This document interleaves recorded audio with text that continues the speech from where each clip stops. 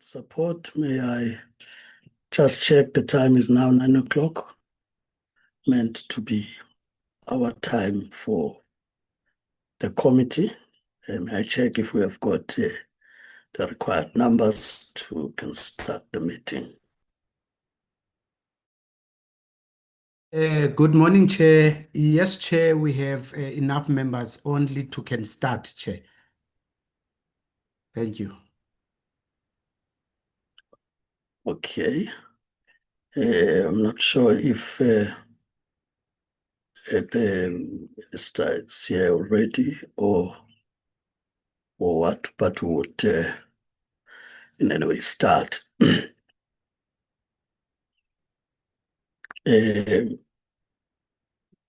Once more, greetings, honorable members. The ministry, the department, acting commissioners of both the compensation fund and the UIF, civil society structures that are able to connect to our platform, fellow South Africans who are following deliberations of this committee on platforms made available by Parliament to ensure public participation in the work of Parliament. We are meeting today again as the Committee on Employment and Labour in the National Assembly, guided by the rules of the National Assembly. I will, without waste of time, then get to the formalities of conducting meetings on this platform, having said that we are a committee of the National Assembly. Honorable members and all participants on the platform are therefore reminded at all times to mute your mics and switch on your video camera until at a time when you are recognized by the chairperson to speak. At that point, you'll then proceed to unmute your mic and switch on the video camera, proceed to speak. In situations where you are experiencing connectivity challenges, you will indicate for the permission of the chairperson to mute your video camera so as to maximize bandwidth and proceed to speak. As it may be the case from time to time that participants may lose connectivity and will have to connect back to the platform, please ensure at all times as you reconnect to the platform that your video camera is muted and your mic is muted, as mics are sensitive and could therefore pick up background sounds that may distract the speaker that's on the platform. Honorable members, point of orders are allowed in terms of the rules. And therefore, if there's a point of order to raise, please use your gadget to raise your hand for the chairperson to recognize you. In a situation where the chair is unable to see the hand, committee support will alert the chairperson so as to recognize the hand. Only once you are recognized by the chairperson, that will then proceed to unmute your mic and switch on your video camera, raise the point of order on which the chairperson could rule upon in terms of the rules. We're further advised not to raise unnecessary point of orders to a point where the meeting collapses on this platform. Honorable members, with those basics to help us engage qualitatively in the meeting, I will now formally move to the next point of apologies that may have by the committee support, having confirmed that we do have the numbers to proceed with the meeting. Committee Secretary. Thank you, Chairperson, once more. Good morning, and good morning to all the members on the platform and also the department at large.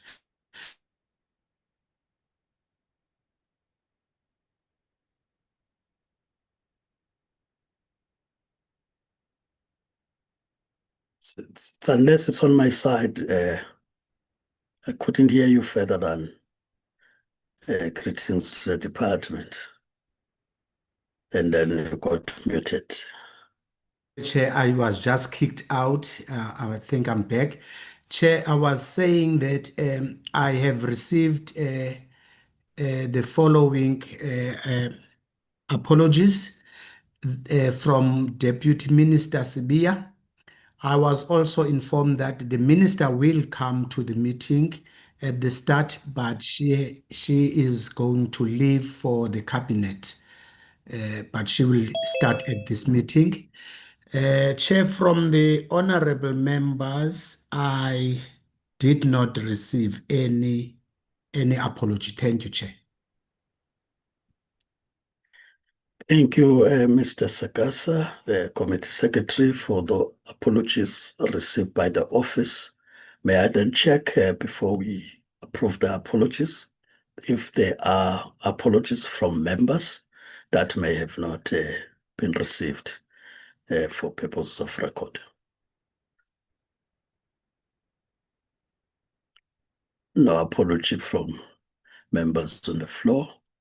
If I may just check from the side of the ministry and the department if there's any apology that may have been left behind, so that it's on record. Good morning, Chairperson. There are no apologies that have been registered on our side. Thank you, Chairperson. Okay, thank you. Of course, there are those that have now been registered. Deputy Minister, the Minister would join us and also have to get to the cabinet side. Of course, I was also informed that there may be those officials who also have to attend to a clashing meeting at the select committee for accountability. Honorable Mukwele, what apology? Thank you very much, Chair, and greetings to you and colleagues in the department. Now, I want to request that I will leave the meeting early as I'm engaged on other activities. So if you don't see me, just know that I've logged out for being busy with other responsibilities. Thanks, Chair. Thank you, really. That will also go together with the other apologies. I take it that, honorable members, there are no objections in us approving those apologies, including this last one. Having no objections, then would then proceed to the items on the agenda as the committee secretary flights that. Honorable members, as you know, this is a continuation. We are now in the second week. Last week we did the department and the CE, followed by the following day the CMA, Productivity South Africa, and NetLec. Today we are concluding with the one on the compensation fund and the unemployment insurance fund. So the APPs, which includes the sector plans, strategic plans, as we said. So, of course, there are issues that relates to the Auditor General and therefore talk to action plans. But of course, having approved the program of the committee now, we also know that on the 13th, we are having a specific item with regard to that, and therefore we'll spend more time in a focused way on matters raised by the Auditor General, including the material irregularities that may have been raised with both the department and the compensation fund, and will therefore get details on how those matters have been responded to. Of course, as I said, it's a continuation. We'll then, if the minister is on the platform already, check if she would be taking a platform just to give brief overview, which includes taking us into confidence on matters that are affecting the space we operate in, which are also of public interest as we represent that interest. And then in that way also infuse in that overview the presentations by the two entities, which, as I said, were covered in the overall political overview that was done when the department spoke to its APPs, the SCE, but the input covered all entities as they report to the department. May I just check, therefore, if the minister is already on the platform, because I can see on the side.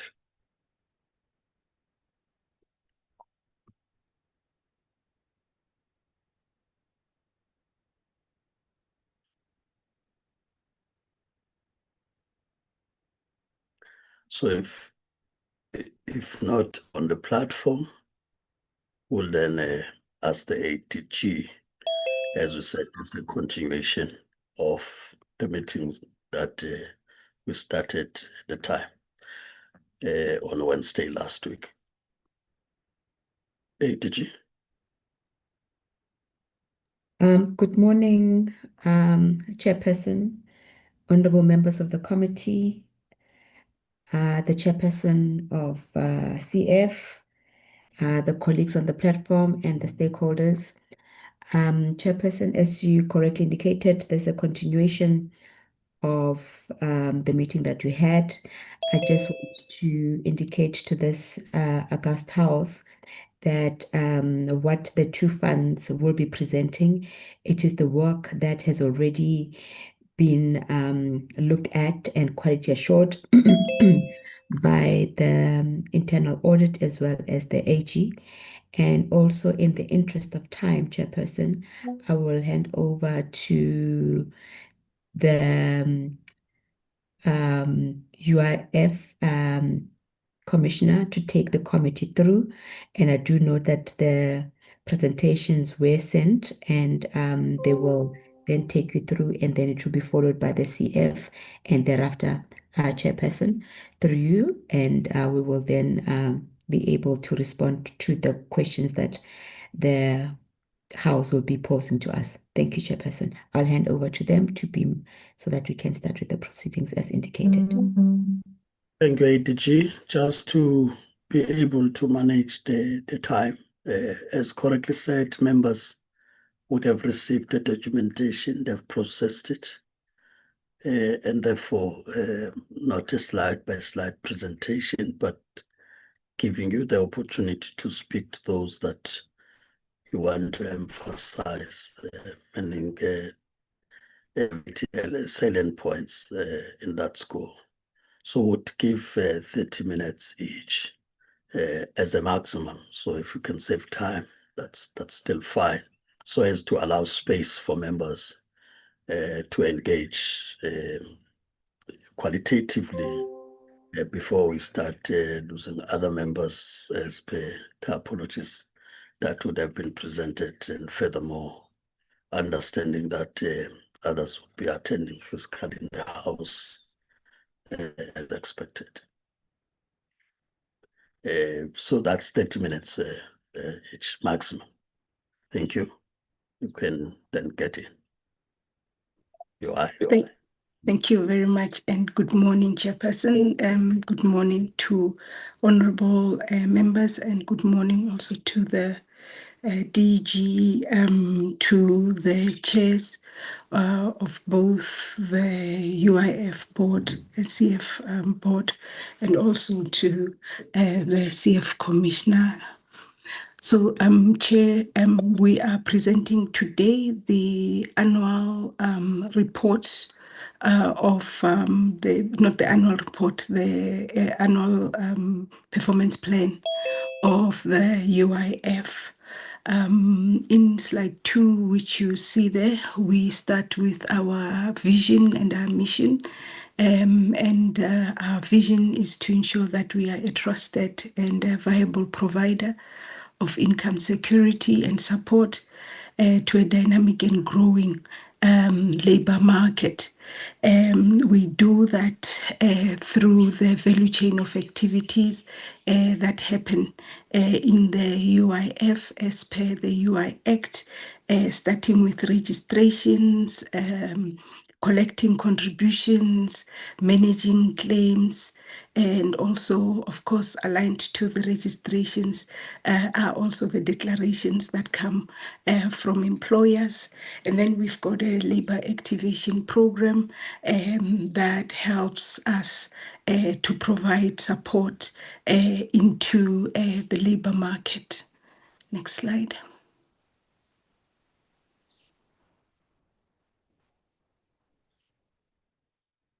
Thank you, ma'am.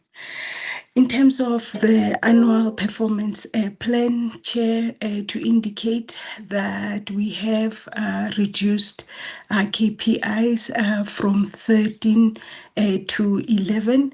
And the reason for the reduction of these KPIs is to ensure that we are focused on the areas that will help support the work that we are in to improve service delivery and the sustainability of the fund.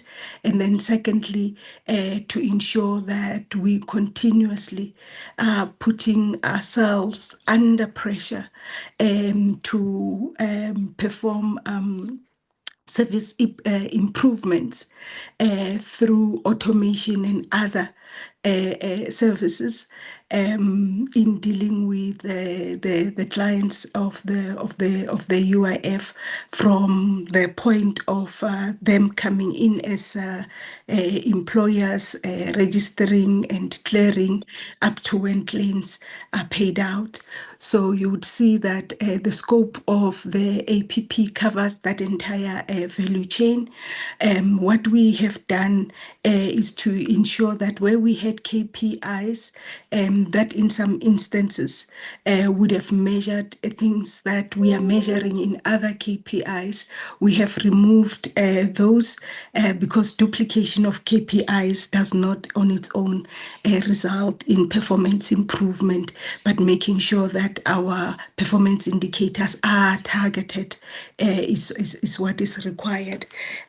So in program 1, we have reduced program 1 targets with 1 KPI. We've removed the KPI on the audit action plan. We have placed this KPI in our operational plan, and of course that work remains embedded in the work of the EXCO of the UIF, also supported by a number of advisory board subcommittees, including the audit committee of the board.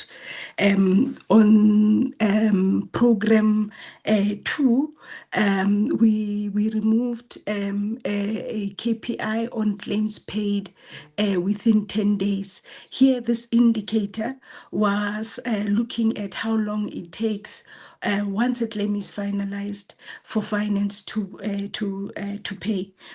Because of process improvements that are in the fund at the moment, we don't even take 10 days to pay after a claim is finalized. Those payments take between 1 to 3 days, and therefore we've removed this because the process improvements are now in effect.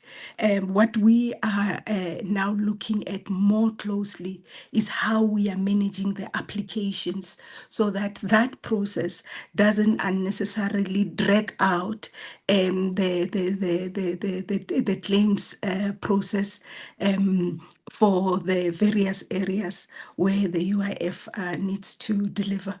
Then in program 3, that is the program that will deal with a lab labor activation program. What we did is merge 2 indicators in order to avoid duplication, where we would measure the same thing twice but measure different aspect of that same thing. Here we've now combined the indicator so that we will be able to measure both the impact of the project, as we are also measuring the number or rather the intensity of participation in the program. And then we've also refined a target on the support that we offer that goes straight to vulnerable groups. We've revised from 60% to 70%, and then further disaggregated that target into the 3 categories, paying youth, women, and people with disabilities.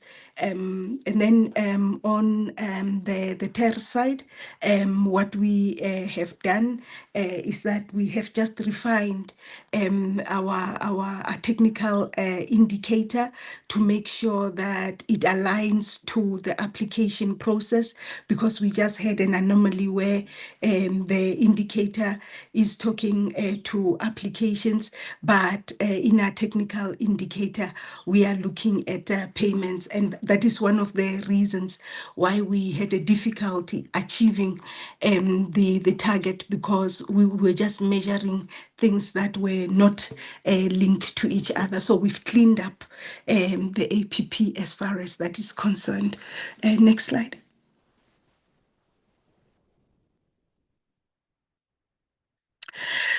To again just remind the members, I'm sure the members are fully aware that in the way that the UIF undertakes its business, it is aligned to the strategic priorities of government, including the medium-term development plan, the National Development Plan, and the State of the Nation Address, as the President would have delivered.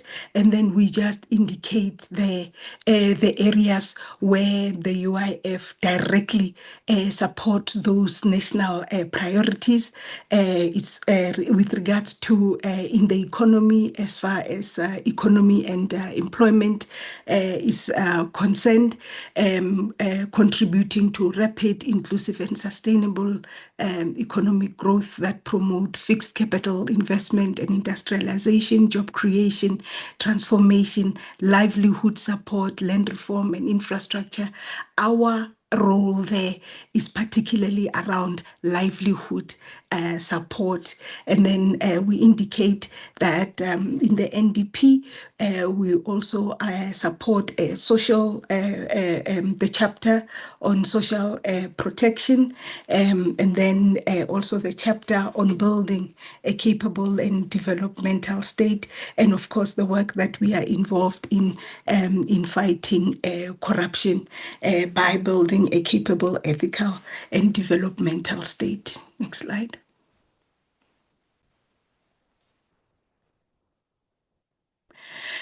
Chairperson, before I go into the actual APP, we thought it would be important to indicate to members some of the work that the UIF has been engaged in ensuring that we improve our processes.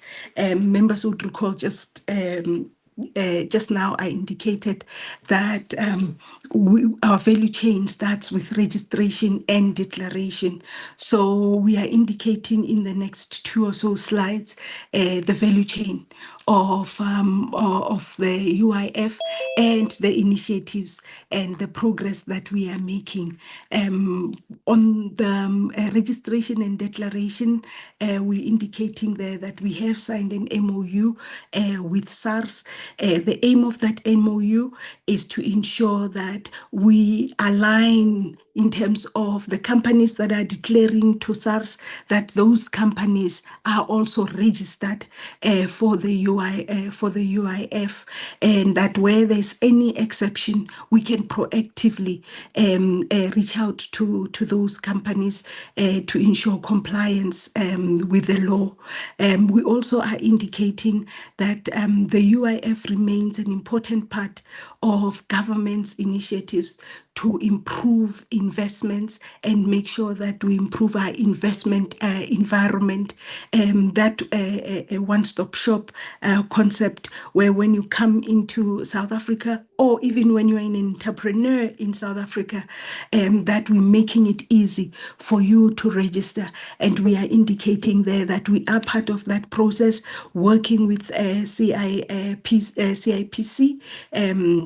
in the DTIC, where as you're registering for your company, you are also allowed to then register for the UIF, and indicate to members that this has now become an important part of the work of the UIF to improve registrations. We see a large number of our registrations coming from this one-stop concept of improving our investment environment and climate. Then we indicate to members that when it comes to payroll declarations, that we continue to work particularly with the large institutions through the automated payroll declaration system, ensuring that as they are updating their payroll, that is automatically also updated within the UIF, to make sure that there isn't any daylight between the declarations and what the UIF has on the system. This is very important for workers as they come to claim from the UIF, to make sure that at all material times the declarations are up to date, and they don't get any disruption in service because the declarations were not updated as they should have been. We also indicate that we are in the process of amending the UI Act. What we are looking for there is that we want the UIF compliance certificate to almost take the same status as a tax certificate, such that if a contractor wanting to do business with government puts in their tender, it must be a requirement that there is a UIF compliance certificate, ensuring that everybody who does business with the state is also compliant with the UIA. We are indicating further that we're strengthening partnerships across the board. These partnerships are mainly aimed at improving awareness of the UIF, our services, and potential areas where we can partner with various stakeholders. We working to strengthen this relationship with organized business and various other institutions in the economy. And we also are indicating that we're working, increasingly working closer with the banks. And here we want to improve compliance. We also want to minimize areas of corruption and people coming in to undermine the work of the UIF by putting in fictitious claims and those types of things, and we're trying to strengthen that, not just based on our own investment in our systems alone, but also taking advantage of systems that already exists in the private sector to help us leapfrog into ensuring a stronger institution. We're indicating also that we're strengthening our engagement, including with the IES, our inspectorate, to improve compliance and work with them on enforcement strategies. The last part there is that, of course, our own IT initiatives are currently underway. In this next slide, I'll deal with some of those to improve compliance. Next slide.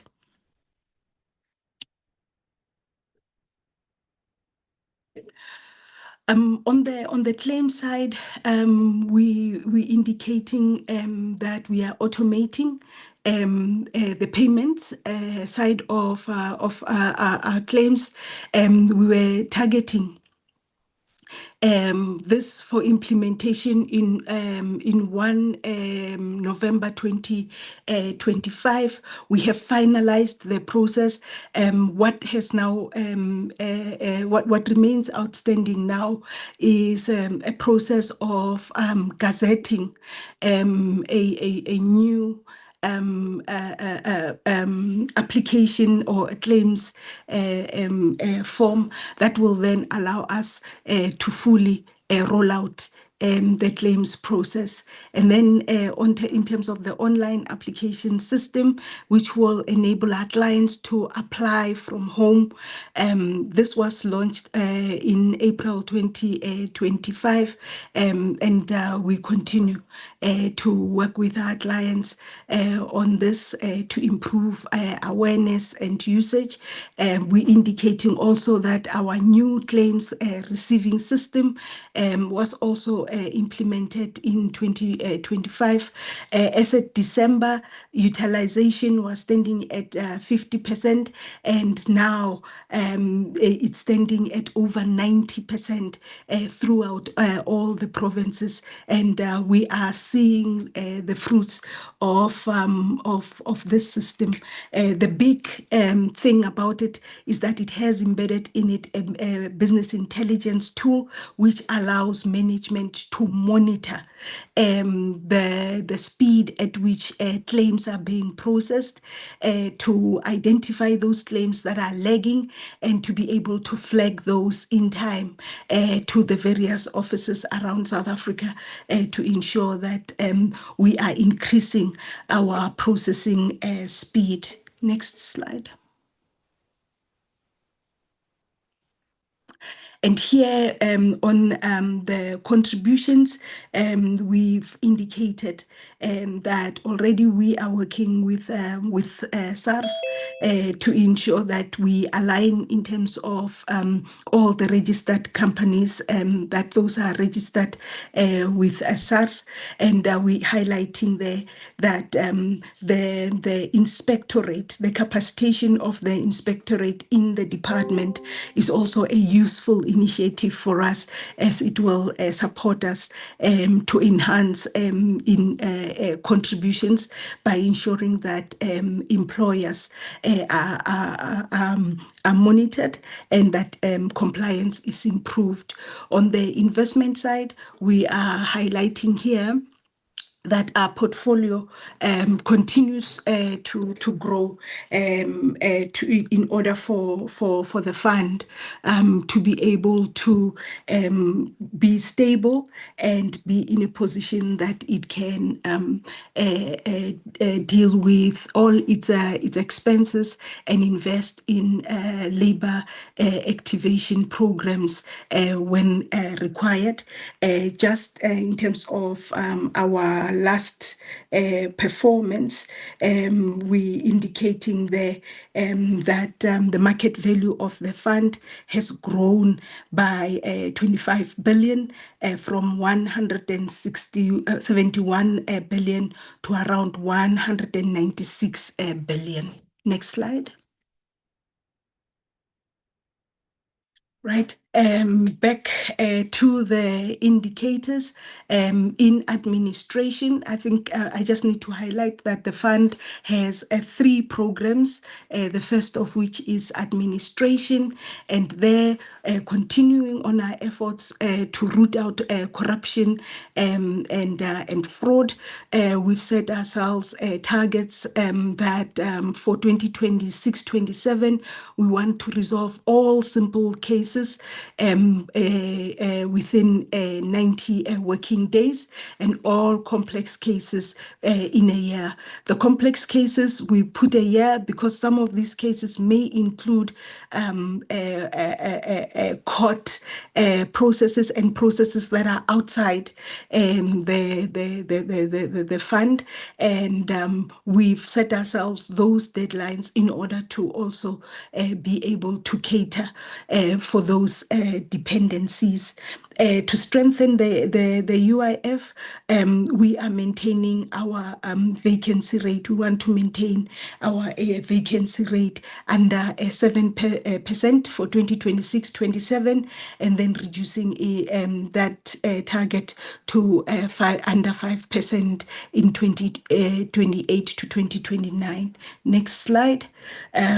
So in this next slide, what we do is that we just indicate quarterly the same targets that I had spoken to. As you can see, we will be measuring all our targets on a quarterly basis, and for these ones, the measurement will be constant for the whole year. Next slide.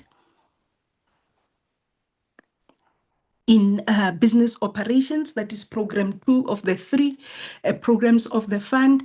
In this program, this is where we collect revenue and we pay benefits. A number of targets on ensuring that we optimize social protection within the available fiscal resources. And here we've set ourselves an indicator to measure a percentage of new companies with complete, accurate, and verified information that are registered within 1 day. And throughout the MTEF period, we want to maintain that at 98%. And we're working to ensure that beyond even the partnership with the CIPC, anyone else who enters our system will be able to register within a day with reduced hassle. Improved turnaround times in as far as claims benefits are concerned, and here we're dealing with the various claims that the UIF must respond to. On the first one, we want a percentage of claims finalized regarding percentage of claims that must be finalized, and we want those where there's a valid claim must be finalized within 25 working days, and then we increasing that to 94% in the MTEF period, and also reducing the working days from 25 to 20 through the MTEF process. In terms of in-service benefit claims, we want 90% resolved within 18 days. We want to increase that to 92% within 18 working days, and then 94% within 15 working days. On our turnaround times to improve or to approve or reject deceased benefit claims, we would want to achieve a 90% score within 20 working days in 26-27, increasing that to 92% within 27-28, and then 28-29 to 94%, but also reducing those days to 18%. Chair, as we are engaged with various institutions, including the banks and even SARS, that will give us an opportunity to also review this to see whether there are ways where we can bring in automation in a safe way, which means that we also are not opening a door for more corruption into our systems, but allow the clients of the UIF to have improved and quick turnaround times. The next slide. It just breaks down those same targets quarterly for the period of 2026-27. Next slide. This is program 3 of the programs of the UIF. Here, the purpose of this program is to work in trying to reintroduce workers into employment and new entrants into employment as well, by enhancing their employability, enabling entrepreneurship, and also preserving jobs. We are measuring here our turnaround times of dealing with applications, particularly for the TERS, which is the Temporary Employer-Employee Relief Scheme. And here we want to ensure that 80% of all valid TERS applications are considered within 20 working days. This is for 26-27, and we want to ramp that up to 85% in 27-28, and then 90% in 28-29. Similarly, a number of beneficiaries participating in our employability programs, we want to ramp that up to 200,000 for 26-27, and then 250 27-28, going down to 155 in 28-29. And then on vulnerable groups participating in employability programs. Remember, this is the one where we've increased our target from 60% to 70%. We have now further disaggregated it between women, youth, and people with disabilities for the period. And then also here, we're looking at how we are working with businesses to support employment, and we want to support 100 business enterprises in 26-27, targeting 110 for 27-28, and for 28-29 going up to 120. And this will include partnerships that we have with some of the agencies that directly work with enterprises in the economy. Next slide. This slide just breaks down those same targets into quarterly targets. If we can go to the finance slide, which is the last slide. Yep, thank you. Thanks. We're still breaking down those same targets into quarterly targets. Next slide.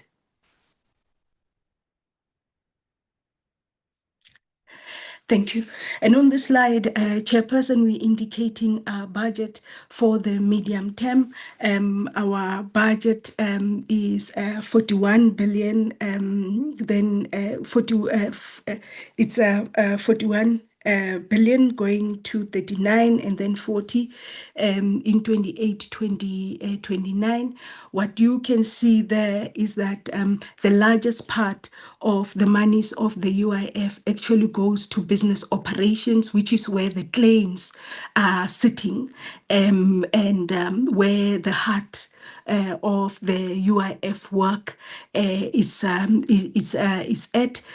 You can see that while we are improving the quality of administration, we are also keeping those costs low in terms of the costs that are sitting in Program 1, and we continue to ensure that we improve our cost benefit equation to our clients. Chair, with that, I would like to thank you, Chair, and the presentation here. Thank you, Chairperson.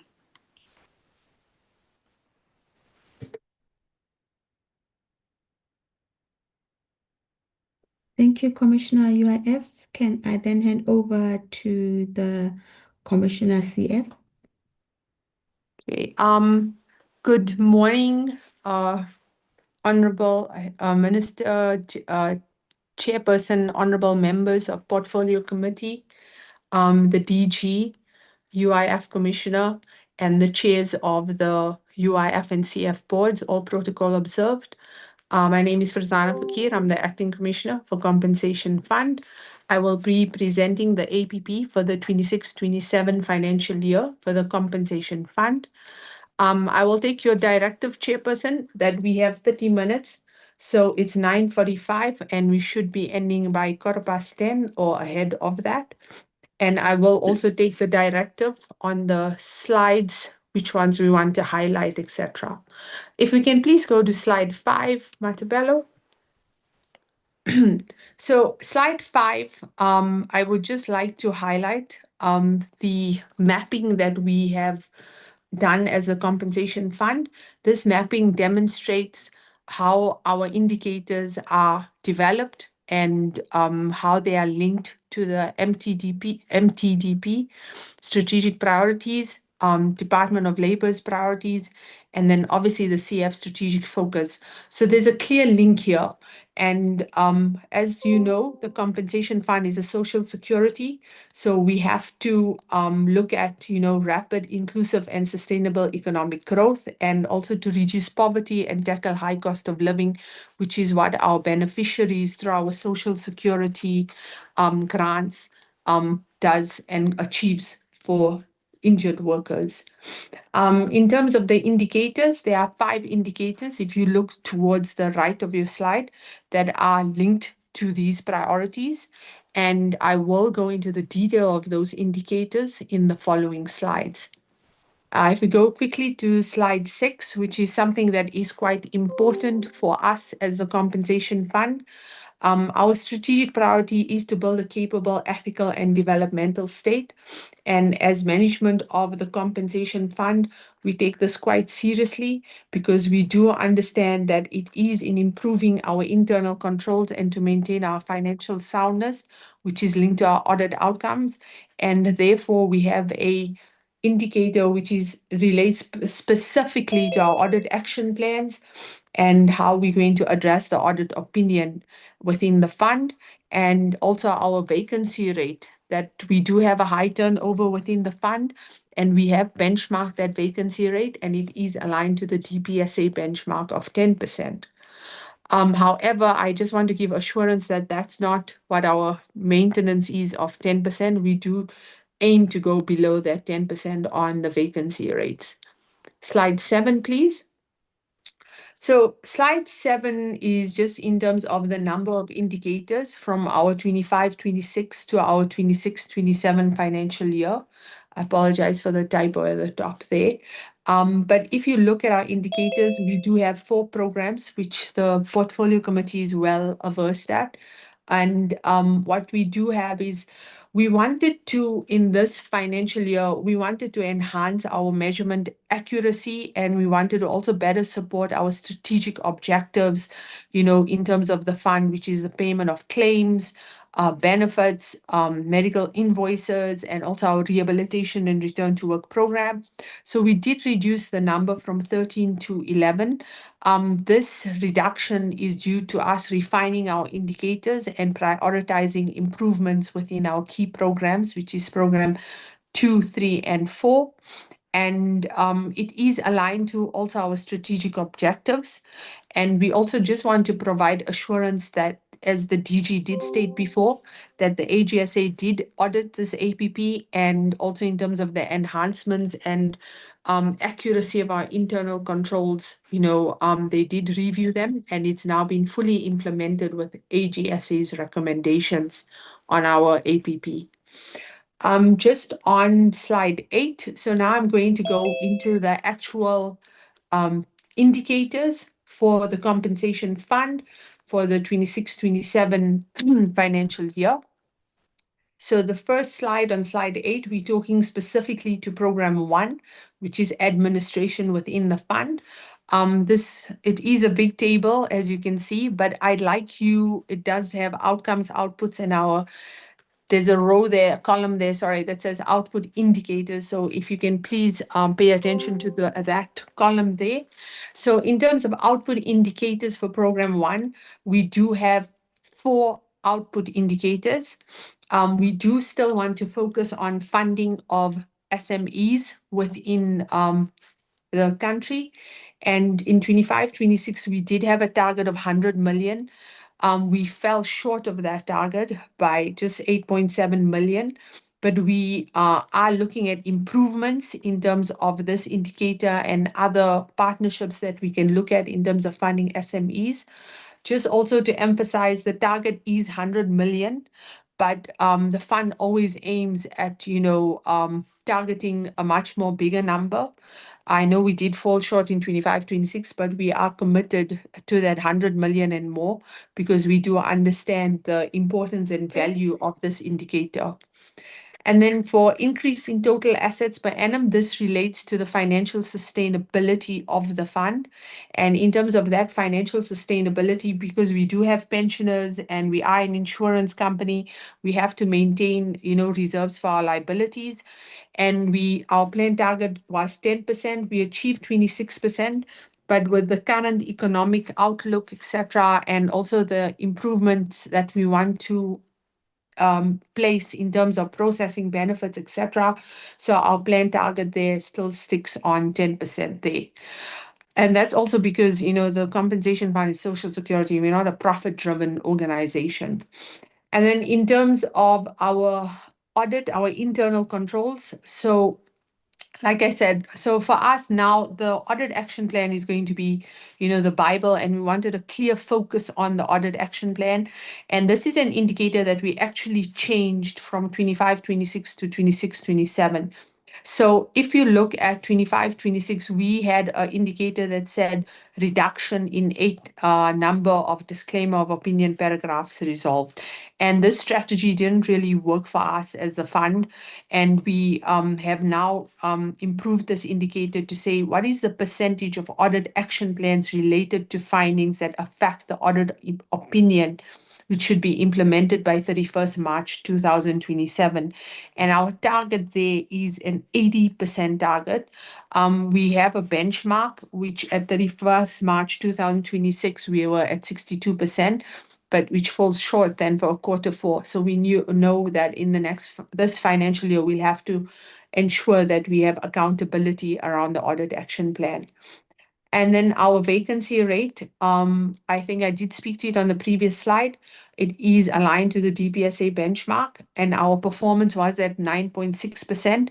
And even though our plan targets are 10% aligned to that benchmark, we will still work at improving that vacancy rate to below 10% as always. If we can please go to slide 10. So the following slides are just slides that just show whether something is an annual or quarterly target. And on slide 10, in terms of program 2, which is COVID services, in the ROEs, we also have here program 2, 3 indicators, which you're quite familiar with as a portfolio committee. This relates to the mandate of the fund, right? So the first indicator, if you look at the column output indicator, is the percentage of return of earnings that must be assessed. So employers submit earnings to us, but we have to assess them to ensure reliability in terms of what they have submitted to us. Our target is 98% there. We did achieve the 98%, and we're going to maintain that 98% in the planned targets for the next financial years.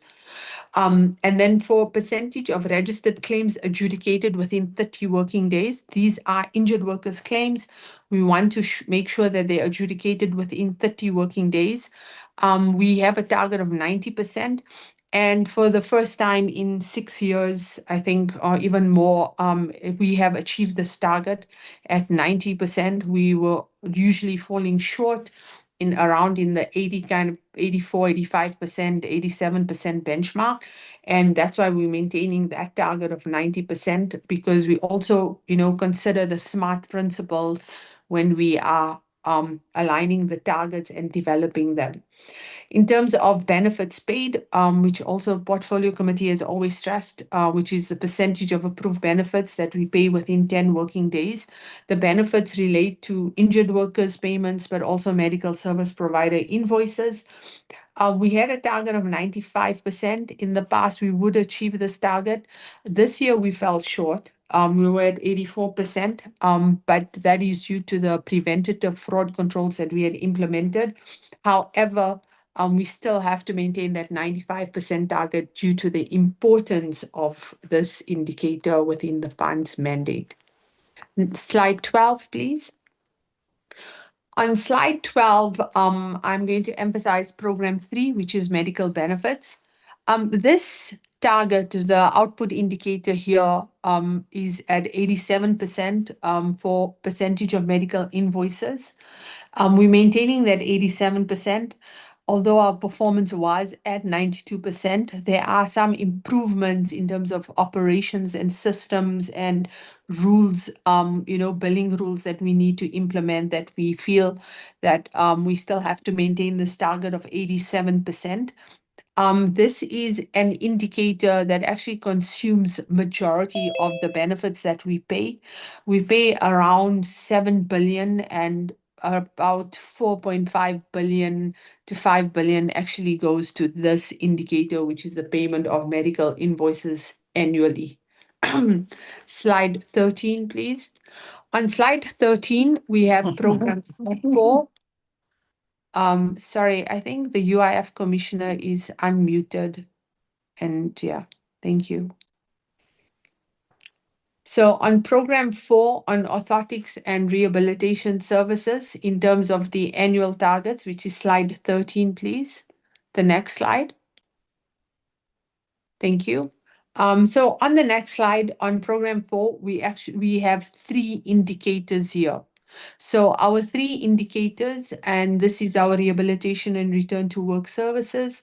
The first indicator is the number of learners funded annually at post-school education and training institutions. We have maintained the target of 700, but as the fund, we always would want to go above that target. So we did achieve 750.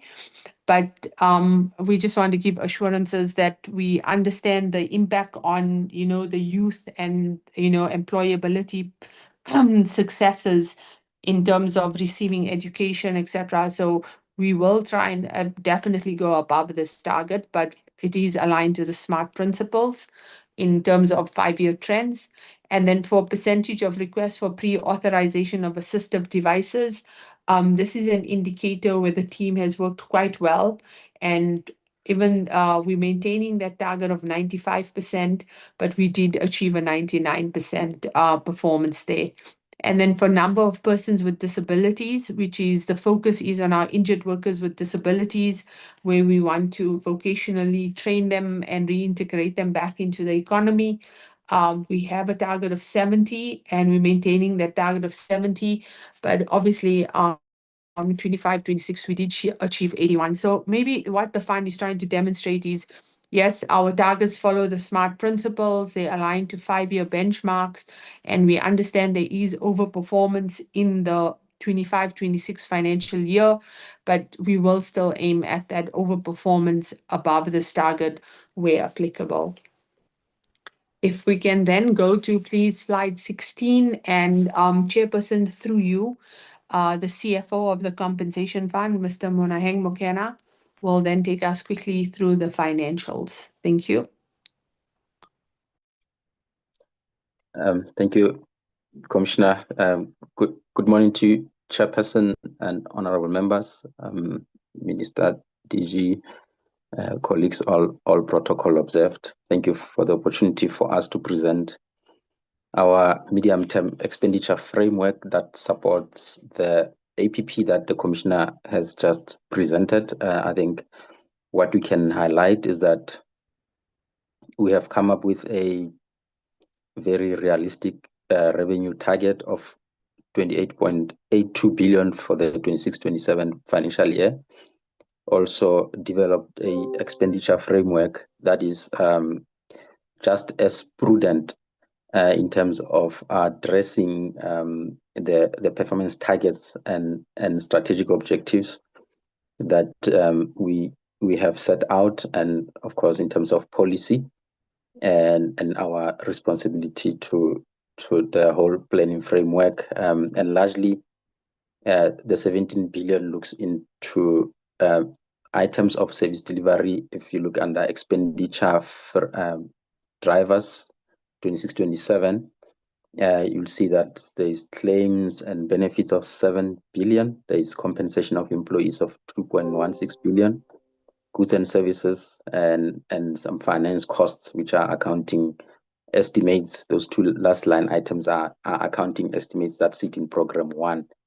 For when we account for the valuation of our provisions, and maybe after assessment of our debt collection, we would also estimate a provision for non-performing debtors, not actual write-off, but just a provision for non-performing debtors, and combined they go to about 4 billion, 4.5.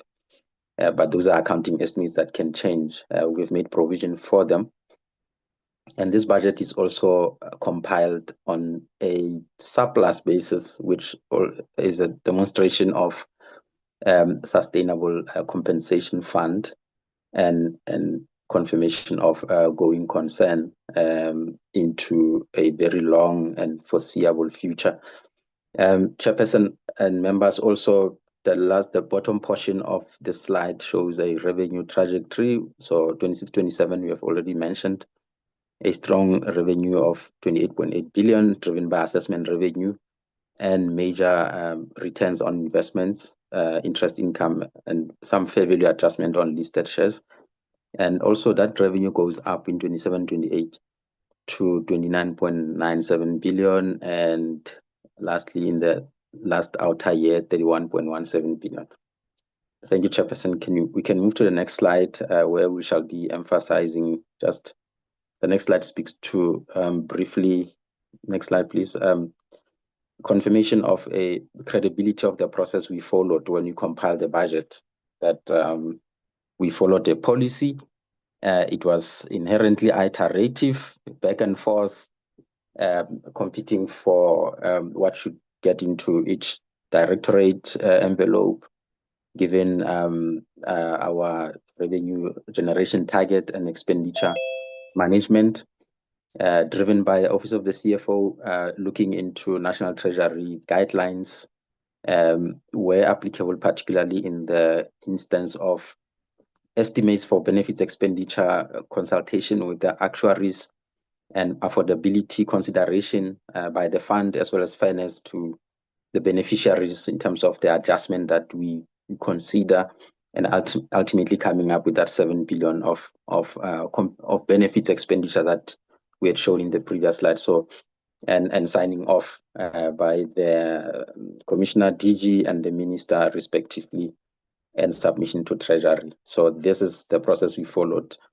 If I can just suggest that we go to slide number 19, that outlines the details of revenue and expenditure through economic classification. In the Chairperson and members, we make reference to, if one looks at our total revenue budget versus budget the recent budget of 25-26 and the one of 26-27, total revenue there is increasing by 1%, from 28.4 billion to 28.8 billion, which we believe that is a very careful and reasonable estimate of the future 26-27 budget. And the drivers we've mentioned in slide 1, that the biggest contributors are assessment revenue, for which we mentioned that we anticipate a good response estimated, and this is mentioned on slide number 26 for commentary, that we estimate employers to respond to this return of earnings season, about 274,000 employers, although we are investing in processes to actually detect more employers that are not compliant. But as of this point in time, our estimate and drive and our investment in awareness campaigns for compliance are estimated to yield us about 274,000 employers that will respond to the ROE season, such that we make that first line of revenue 13.974 billion in assessment revenue alone. And of course, carefully also is that interest on investments of 8.9 billion. I'm just also looking just at the bigger items that make up to 28 billion. That the interest rate environment has been favoring us, particularly on money market instruments and some bonds, which will have some yield as returns for us to generate that much. And that is also 8.9 billion is in line with last year's 7.9 budget, and actually audited performance, recent audited performance of 7.8 billion. So we believe that our estimates of this income is quite reasonable and achievable, and we'll celebrate the drive that can take us above the budget. But that's where we see the fund sustainably going to stand at. And expenditure, quickly, Chairperson, I think I've got 3 minutes left. Expenditure performance, we can see that when one looks at the fact that we are expecting a surplus of 11.7 billion, because our revenue is 28 billion. So carefully there, we've made provision for the entire structure. The Commissioner presents the target, the vacancy rate target of about 10%. So this is driven by the fact that we actually make provision for the full structure for both permanent, contracted, and the developmental programs, and also supported by the activities, recruitment activities, and all personnel involved in driving and supporting the corporate services in this. But the funds will not be a problem. Obviously, the activities for implementation of recruitment processes are the most important thing, much as we target the percentage mentioned. Goods and services, 2.3 billion. That is where we put money aside for ICT capacity. So our procurement plan will largely drive the 2.3 billion that you see there, that we will be having. I'm just looking at mainly capacitation to achieve the goals of building a very ethical and developmental state. We actually are investing a lot in goods and services for that, and that's what our procurement plan is looking at for things, matters that Commissioner mentioned about the audit action plan, making sure that the actions that we commit to implement are also backed up by the necessary capacity in terms of procurement of what is required, and as well resources that will augment the current staff where necessary. We mentioned the benefits of 7 billion, which is also in line when you look at 25-26 budget of 7.2 billion, went slightly down by 2%. And there's also an element of estimates of provisions embedded in this line item. So we are very happy that is still aligned and slightly above the audited 5.8 billion figure of 24-25. So that is the emphasis there, Chairperson and members. I think the rest of the slides, Chairperson, in terms of commentary, if Member Kapel can scroll to slide number 19, is it 19? Number 26.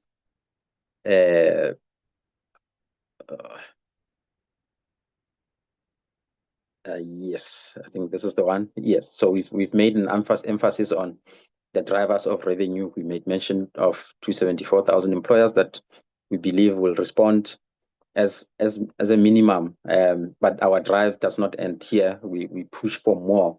So we'll explain when this figure is potentially exceeded when we present our actual versus budget in our performance inside the financial year. And we also in the next slide mentioned the area of interest and investment. So I might just risk repeating the commentary that I've already alluded to. But if maybe we can give confirmation to the committee on slide, I'm going to just request that we go back to program so that we can demonstrate program expenditure allocation on slide number 20.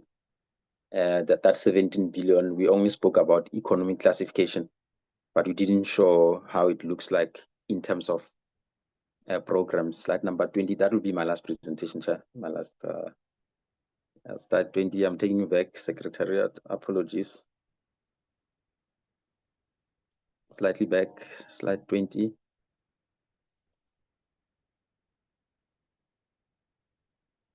Okay, it's not moving on my side, but we're saying that of the 17 billion total expenditure, about 9.5 billion is allocated to program 1. It's about 9.5 billion. But essentially what drives slide 20, yes, for budget per program. Yes, thank you so much. This is the slide I wanted to just quickly emphasize. Program 1 to 4, the 3, 2 to 4, it's core service delivery. Program 1 is an enabler. The investment in goods and services is largely allocated to that program, as well as those two provisions for impairment of debtors and finance costs are the ones that make this budget look like it's higher than the other service delivery programs. However, 9.5 billion is driven by investment in goods and services for capacity initiatives that I've mentioned to be part of the procurement plan. And those two provisions I've mentioned for accounting purposes.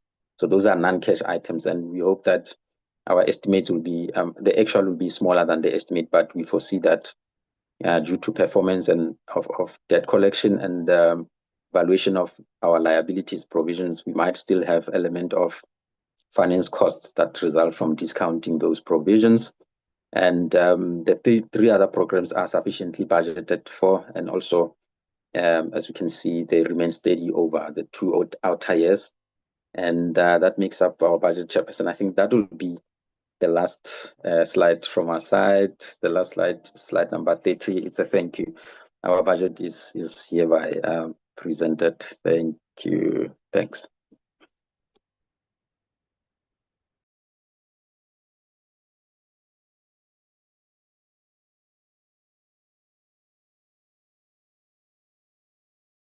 You're done, CF, because I see you have 3 minutes. Ms. Fakir? Yes, thank you, Chairperson. We are completed. Thank you. That is our presentation. I think we'll take questions and thank you. Thank you.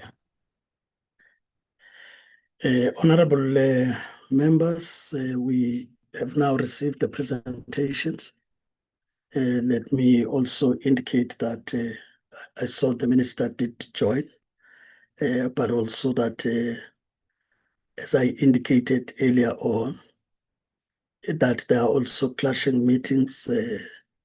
There's also the select committee that's sitting almost at the same time that the committee is sitting, which is today. So there's also that apology that you may have seen the ATG asking to join also on the other side. So we'll get an indication at the time the minister is then again joining the other meeting. But we'll now allow questions in case also want to respond to those questions. I do see Honorable Maetu hand is up. But let me also, for purposes of record, indicate that there is also an apology from Honorable Slepe who's unable to join the meeting. So that apology only came later in the group. So we would want to place it on record as it has been received that is not in the meeting with an apology. With that, I see Honorable Bele will be second. Honorable Maetso, you can proceed in the meantime so as to maximize our time whilst I recognize the other hands. No, thank you, Chair, and greetings to you, greetings to the Minister, the acting DG, as well as the colleagues from the entities, the two entities, but most importantly, greetings to members of the Portfolio Committee, honorable members. Chair, let's welcome the presentation from the two entities.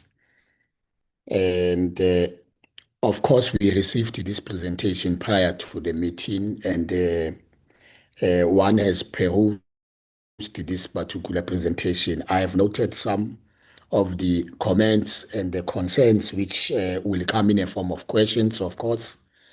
And let me first by starting with a comment in terms of the compensation fund, which the APP highlights a broader institutional risk related to governance and accountability. Chair, despite inclusion of targets such as implementing 80% of audit action plans in the CF, the historical trend of recurring audit disclaimers includes a pattern of weak implementation and insufficient consequence management. Now, Chair, this raises a concern about the credibility of planned reforms and the fund's ability to transition from a recovery phase to a stable, high-performing institution. However, overall, the critical analytical finding is that the compensation fund is not constrained by financial resource, but by deficiencies in governance, number one, systems, and execution, which continue to undermine its effectiveness and require sustained and rigorous parliamentary oversight from us as the Portfolio Committee. Now, Chair, the question that will then emanate from this presentation: how does the fund justify, in slide 19 of the financial performance by the CFO, how does the fund justify maintaining a large surplus of 11.75 billion while service delivery challenges persist? That's the first question. And then the second questions will be, what measures is the compensation fund implementing to improve the system of internal controls and reduce historical audit disclaimers?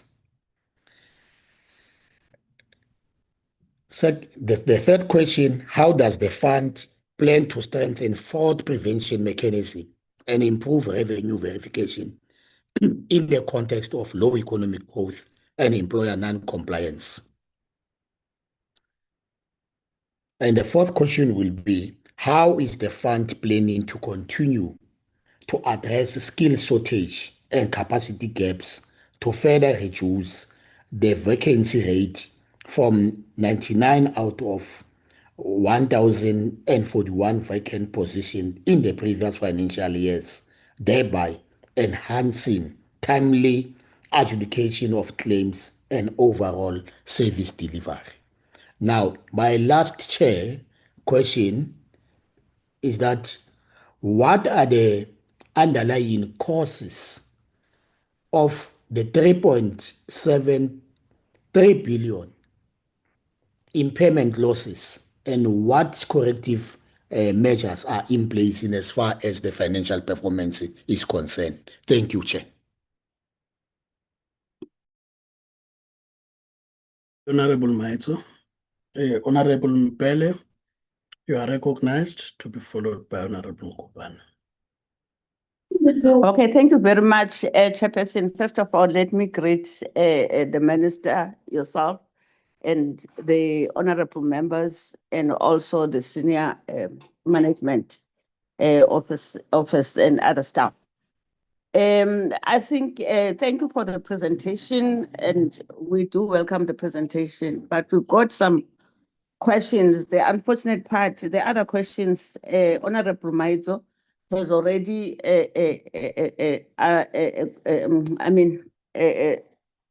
asked them.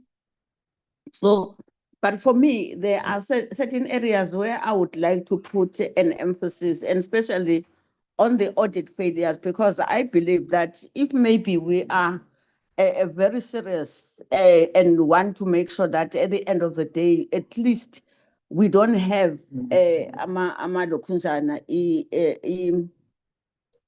audit, negative audit opinions. At least we need to improve and do better than anything, because we have already identified, because in each and every report and in each and every meeting and in each and every financial year, we get these opinions. And then now we should be able to can say, okay, right, how are we going to mitigate? How are we going to make sure that we don't have any negative audit opinion anymore? At least there must be an improvement. We cannot have a situation where every year we have the same thing. Now, even in terms of the impair in these issues, the underlying causes of the 3.73 billion impairment losses that is recorded in 2026 and 2027, we need also to have those corrective measures. I'm just repeating what Honorable Lukhuzana have already said. Now, the other issue in terms of the I'm sorry, man, I'm struggling with this. What is this now? With my notes here. Just bear with me. It's not moving. Okay, yeah, it's fine now. I'm sorry. So in terms of the last question that I want to say in terms of the compensation fund, Chair, the rehabilitation scale. Why are the rehabilitations and reintegration targets limited only on 700 learners and 70 persons with disabilities, despite the scale of need in the labor market? And what proportion of beneficiaries actually return to employment and after intervention? And then the other one is that what concrete measures are being implemented to strengthen employer compliance with return of earnings submissions, given that employer assessment remain the fund's primary revenue source?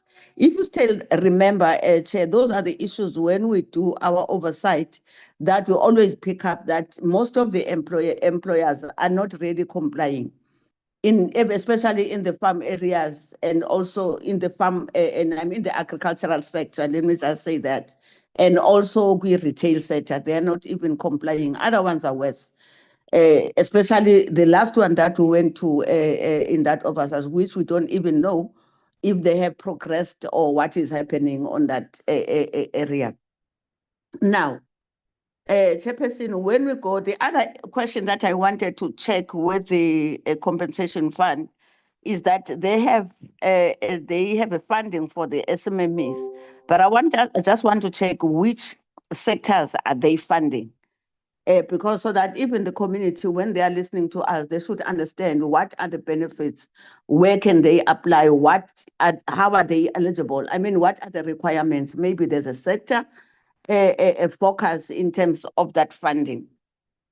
Now, in terms of the UIF, I wanted to repeat what our honorable have said in terms of the concrete time-bound steps are being taken by the UIF to achieve a clean audit outcome in 2026 and 2027, and how is managed, ensuring that audit action plans are fully implemented rather than remaining aspirations. So that is the question. I think I've also raised it even in the compensation fund. And then now in labor activation program, you know that is an area that I have an interest because I believe that if we can do that one better, Chairperson, it's going to really address the issues of the unemployment that we are crying about, which is a very critical issue. And now, given the ambition target of 200,000 beneficiaries under the labor activation program, what mechanism are in place to guarantee that these interventions translate into sustainable employment outcomes rather than short-term training? You know how I feel about that one, Chairperson.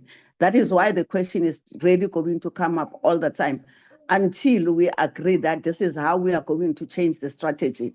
Because otherwise we cannot say we are recording that number and say we have created jobs of that number.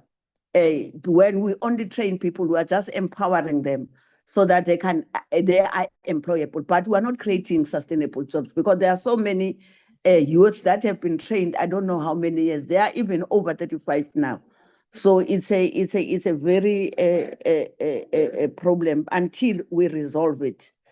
Now, in terms of financial sustainability, how sustainable the UIF funding model in the face of rising unemployment? I think it is the same thing that I'm talking about, Chairperson. But there are areas that are very important in terms of the allocation of the SMME support, which is 110. And other, I'm only going to focus on 2026 and 2027. According to me, that number is very small, to be honest. That number is very, very small, UIF. So now, if maybe this 110, it can also be part of the labor action program, so that other money can be invested in this SMME. Let me make an example. Last time I was in Durban, in KZN, I was doing my oversight work. Now, when I went to an area where the informal traders are working, and I was focusing on the food area, I'm telling you, those people are employing people between 14 and 28. The other one is 32 workers. I'm talking about the informal. That means those are the entities that are really addressing our challenges, which I believe that we're supposed to be focusing on them as well, rather than going to the bigger companies that cannot even maybe account for the monies that they have been given, which goes and takes me to the issues of the, what we call it, TERFs or something like that, but the relief fund. To be honest, that relief fund, how are the informal traders going to access this? Because as much as they are doing better, but remember, they were also had some challenges during the time of the COVID. But we need to invest in them, to be honest. But now, what are the plans? How are they going to benefit in the whole thing? And because that is why I'm worried about the 110. Unless we are going to say maybe we are going to come up with something that is different. Now, in terms of the partnership with SARS and other compliance department, it's my plea that we need at least quarterly. Maybe you might not have put it in the budget. I don't know how, because I always feel that when we introduce something new, especially for SMMEs, even to apply for the UIF for your own information is very difficult for them. Because remember, the bigger companies, they are more advantaged. They've got, they can employ accountants. But those poor people, they don't even know what to do.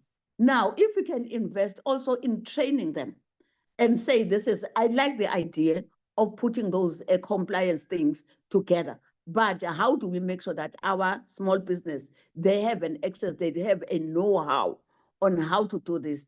Because SARS, I know they are not doing it. The only thing when the small businesses don't comply, they just gun them. You see, now it's a disadvantage to them. And then the other one, Chairperson, I don't know, the monitoring and evaluation.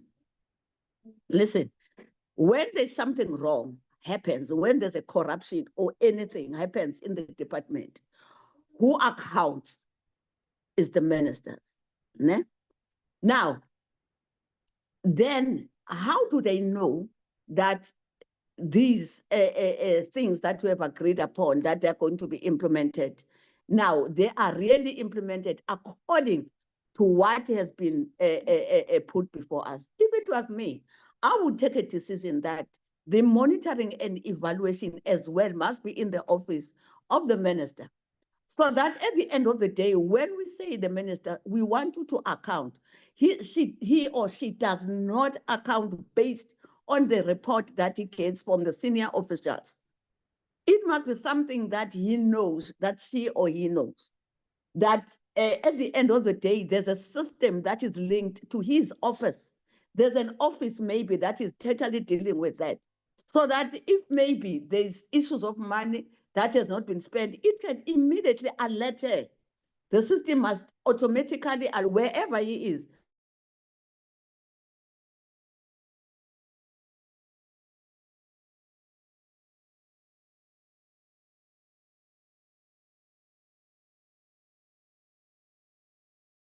Lost you, Honorable Pele, unless it's on my they must be side. able to can say, I'm sorry, I'm almost done.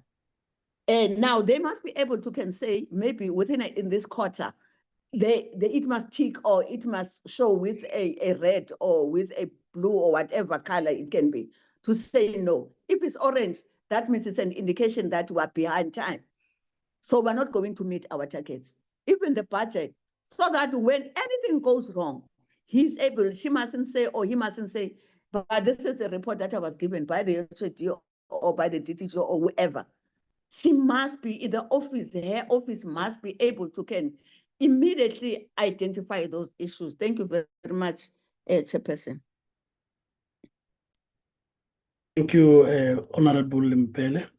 I also see that there is an apology for Honorable Napule, the alternate, so we'll note that too, as I give to Honorable Nkopane. Honorable Nkopane. Thank you, Honorable Chair. Good morning to you, the Minister, and all the members present in the meeting with our technical support teams. Chair, I'll just go straight to the questions to maximize time. Chair, on the compensation fund, what legal and policy adjustments are being considered in response to recent court rulings and to minimize litigation risks? That will be my first question. And the second question, Chair, would be, how will rehabilitation and return to work programs be expanded or improved to support injured workers to be reintegrated to the society and contribute to employment and economic growth? Then, Chair, I'll come with the last question. My last question will be on the Unemployment Insurance Fund. Thank you, Chair. Or if the Chair allows me to raise it, I may.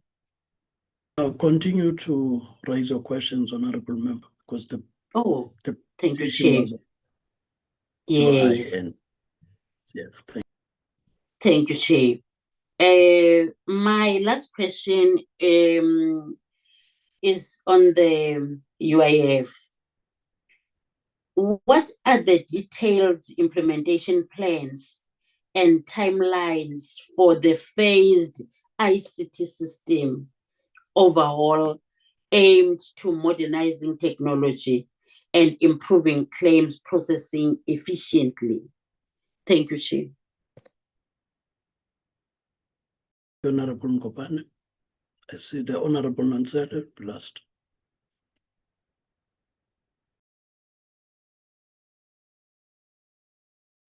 Thank you, Honorable Chairperson. Good morning to you and honorable members, Honorable Minister, to together with your team led by the ADG and the honorable members and the guests on the platform. Thank you, Honorable Chair.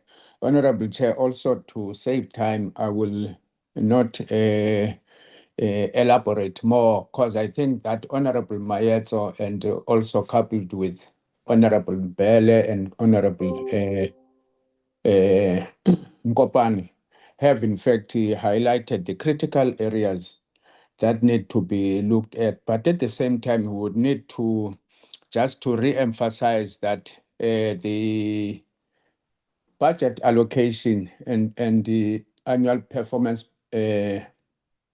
plans of the UIF do talk to a number of areas of concern on our side in a positive way, particularly the ramping up of budget, because it responds to the overwhelming challenge that we talk to almost on a daily basis, that unemployment, poverty, and inequality characterize those who are historically disadvantaged.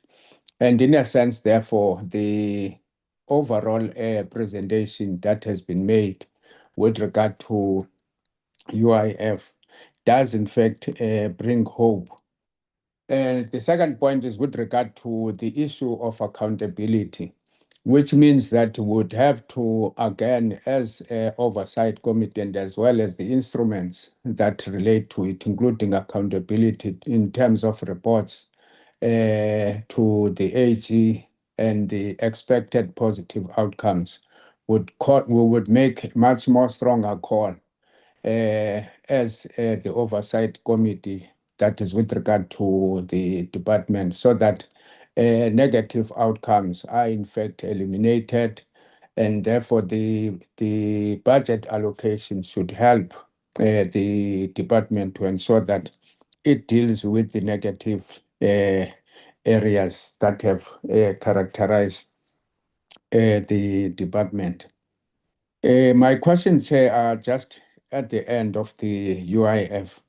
The first one, Chair, would be to raise the following, that how will the UIF ensure that at least 60% of beneficiaries in the labor activation program are drawn from vulnerable groups such as youth and women, and what monitoring mechanisms will be put in place?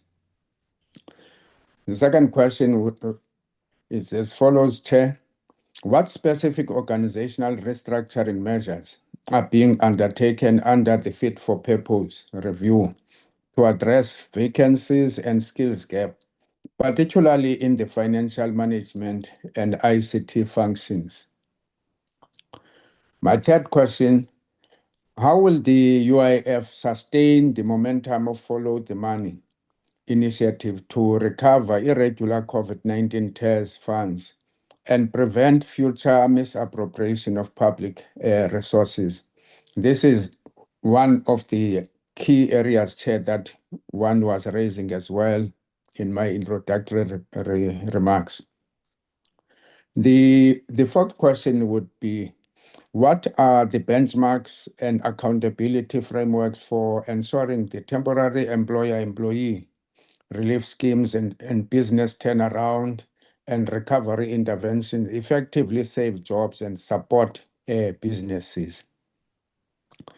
The fifth question would be, how does the UIF intend to strengthen employer compliance and expand the registration through the filing system while easing administrative burdens on employers? And my last question is, what comprehensive anti-fraud strategies and improved case management processes are being put in place to reduce investigation turnaround times and improve fraud prevention outcomes? Thank you, Chair.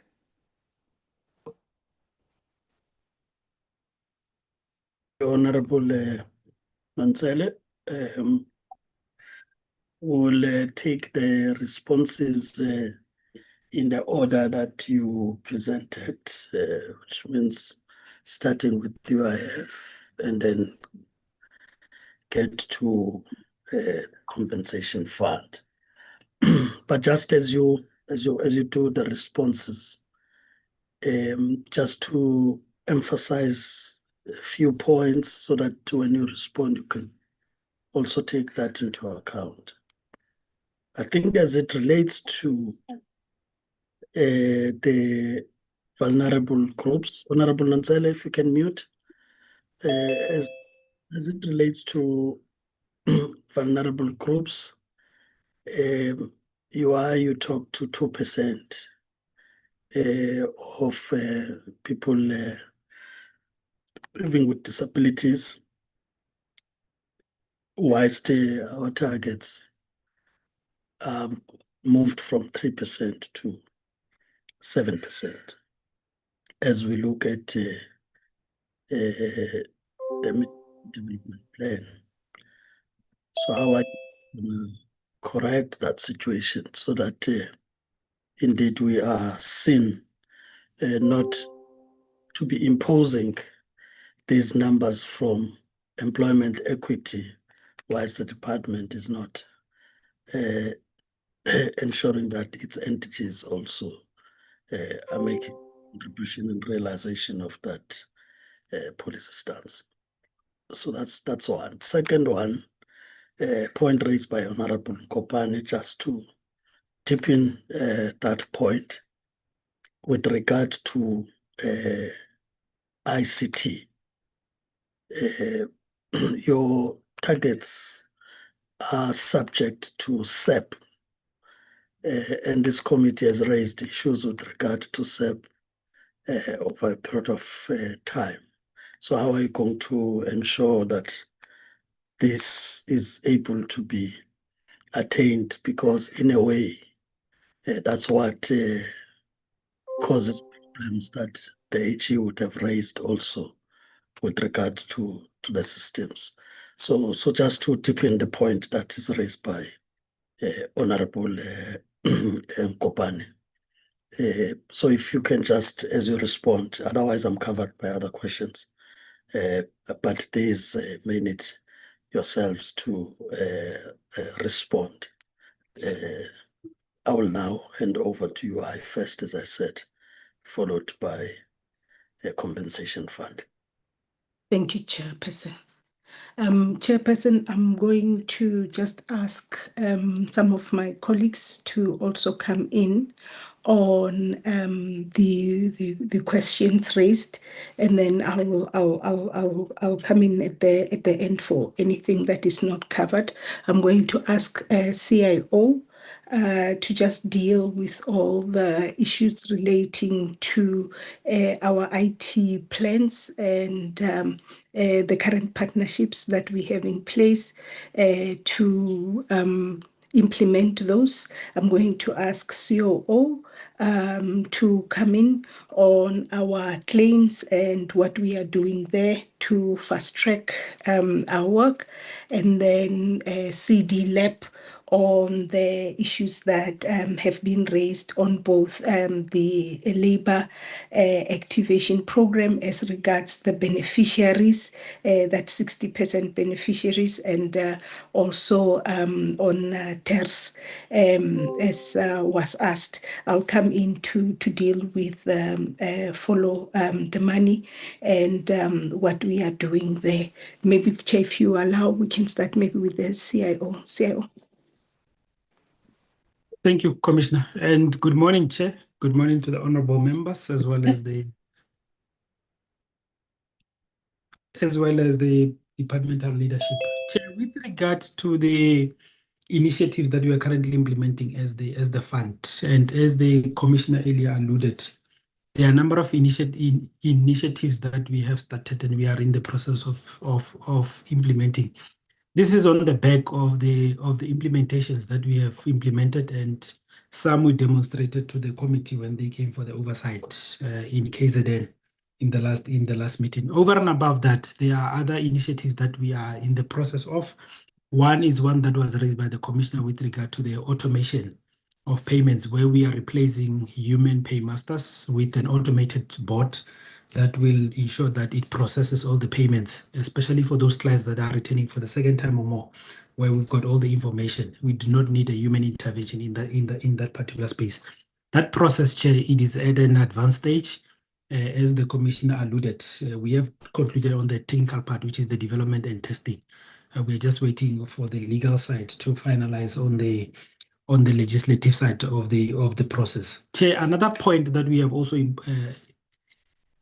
implemented is with regards to how we service our client, and this is meant to eliminate and deal with the issues of the long queues around our service points, and how we service some of the remote as well as the visiting areas, where we have developed a mobile CSO capability, which is a system that is automated, seeking to ensure that it improves how we process claims at the labor centers and ensures that our CSOs are then efficient and capacitated that they can take a complete and full application while they are on the queue, whether in the labor center or outside of the labor center. And this is not based on our network infrastructure. So it's based on the dependencies that it can run separate from our network infrastructure.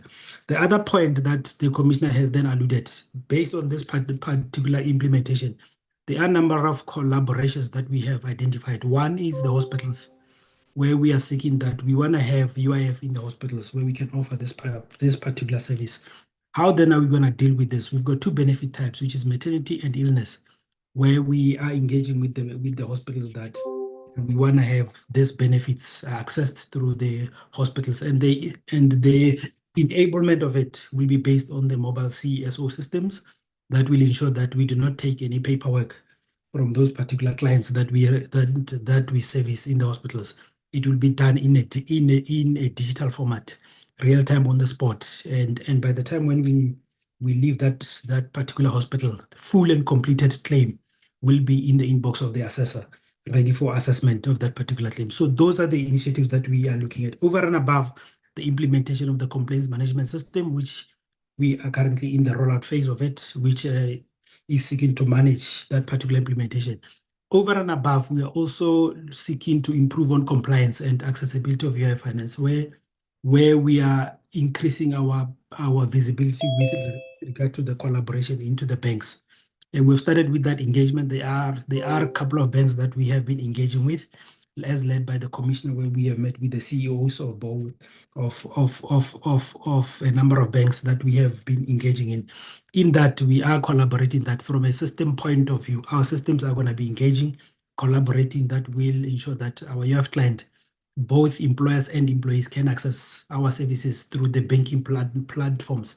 And all of that is one of the things that we are looking at, that in this financial year, they should be implemented, because the background work has already been started and our systems have already been updated, that they are ready to integrate and collaborate with the systems of the bank in that particular point. Chair, with regards to the infrastructure as well, I think we must also emphasize that in as much as the two funds, we are operating on the departmental and SITA environment while we are still waiting for unbundling, we have started a process with the department that, because this is their environment, we will fund the refresh of the network infrastructure, which will then ensure that our labor centers where we offer the services are capacitated and refreshed with the network infrastructure, that all these innovations that we are building are able and capable and being accessible from the infrastructure that would then be able to handle all these innovations. I will pause here, Honorable Chair. Thank you, Commissioner. Thank you, Sidile.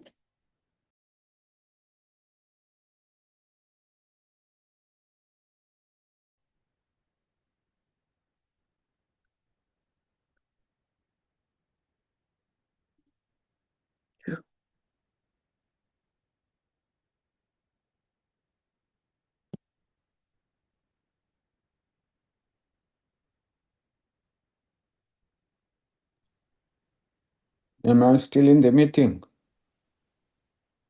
Yes, Chair, I see she's You are back, unmuted. Honorable Manzoni. Shazat, we are waiting for the person to respond. I see Mike. Thank you, Chair.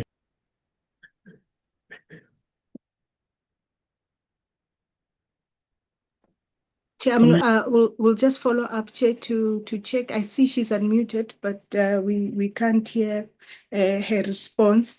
COO, if you can come in, and then I'll try and deal with the lab issues. Thanks. All right, thank you, Commissioner, and good day, honorable members.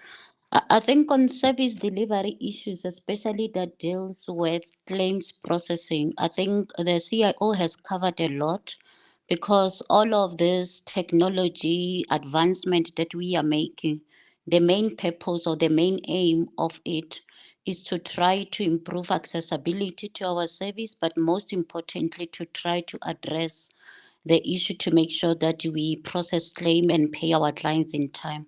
Because our biggest challenge, but maybe just to add, because what we have picked up, where the process is failing in the value chain, it's actually at the labor center level.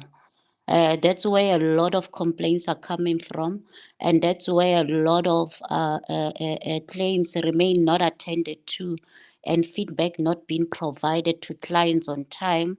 And that's why you end up finding them going to different platforms for them to get assistance.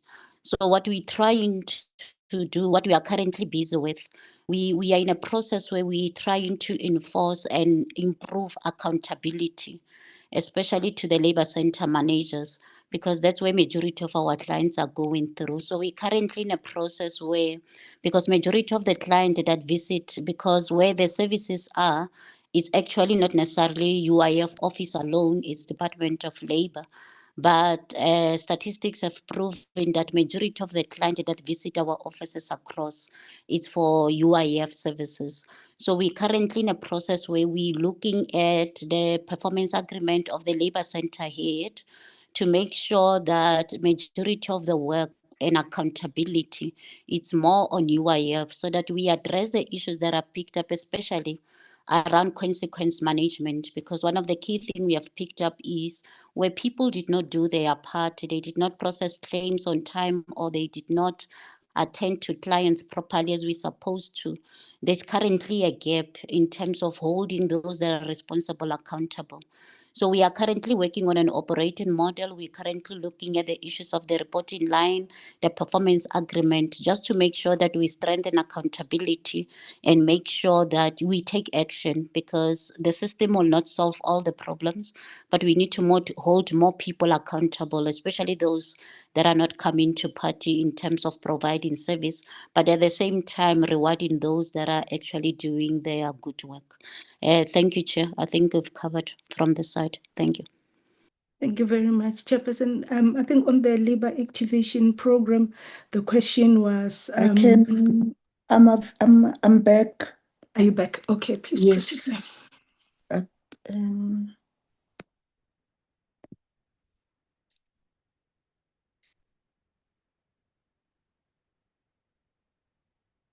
Mic is unmuted, but we can't hear. Yeah, I don't know what's happening. It's okay, Ms. Mpumi. Let me proceed so that we don't take the time of the honorable members.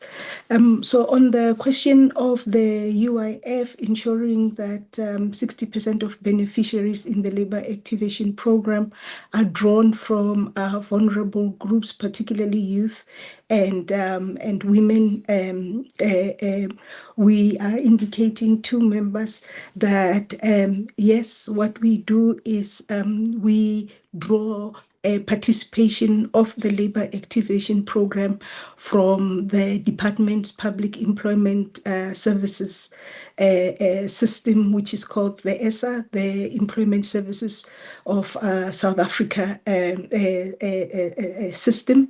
At the moment, just due to the nature of the program, it has a bias towards youth employment, and also a bias towards women, young women participation in it. And we will encourage all our partners to ensure that the targets that we have set up to 7%, as the chair had indicated, for people living with disabilities, and also aligning those targets to youth and women, are met in our own contracting. Then there's also an issue on the monitoring mechanisms. And here, Chair, I would just want to indicate that we do have monitoring mechanisms that are written into the contracts, where we would expect reports coming from our partners. And we, on top of those reports, do an active verification process. And that verification process is meant to ensure that what is on the report actually exists. And it's in this verification that we have found that even well-meaning targets are sometimes misconstrued because our partners want to find an easier way out of achieving the targets. A case in point, which we're dealing with now, is where we've asked a company. We didn't ask when we contracted with them. Their obligation of the contract was that they are going to support creation of cooperatives. And now their view is, no, you have to limit your monitoring to the fact that there is a registration at CIPC, a registration certificate of the cooperatives, whether they are functional or not, is not an important thing. So it is in this monitoring, using our available infrastructure, including our provinces, which is again another process improvement, because we used to do the monitoring from the national office, and we just didn't have enough staff to help us. Now that the provinces are in full play, it's improving what we are able to see on the ground, and us enforcing impact on the programs. So over and above, of course, writing clear deliverables on the contract, there's this active verification of those deliverables. The CIO, I think, has dealt with the issue of the fit for purpose, and what we are doing there to deal with vacancies and skills gap. I can just add there that we are now rolling out our HR plan. We have already brought on board a couple of resources in our key areas to ensure that we've got the necessary human capacity to help us. Yes, there is the unbundling process that is taking place, but the human resource development strategy that we had put together, which helped us to identify the resources that we need. We are now fully implementing. We don't have the complete set of resources, and in some instances we are even asking ourselves whether you need to build those capabilities internally or lean on partners who have the capabilities. That's why you'd see us going to SARS, you'll see us going to the banks, and even the financial sector more broadly, so that we don't try and reinvent a wheel on things or solutions that have already been put in place. I do take the point made both by Honorable Mbele and Honorable Nkopane on ensuring that we go beyond where SARS go and invest a lot in training. And there has been feedback that there are difficulties with some of our forms. That's why in our first slides, we were indicating some of the things that we are doing in the background to try and resolve for that. And we do we have to implement an aggressive communication and training strategy into various parts of our communities, just to make sure that we make adherence to the law easier. So on that one, we concede that we have to do more.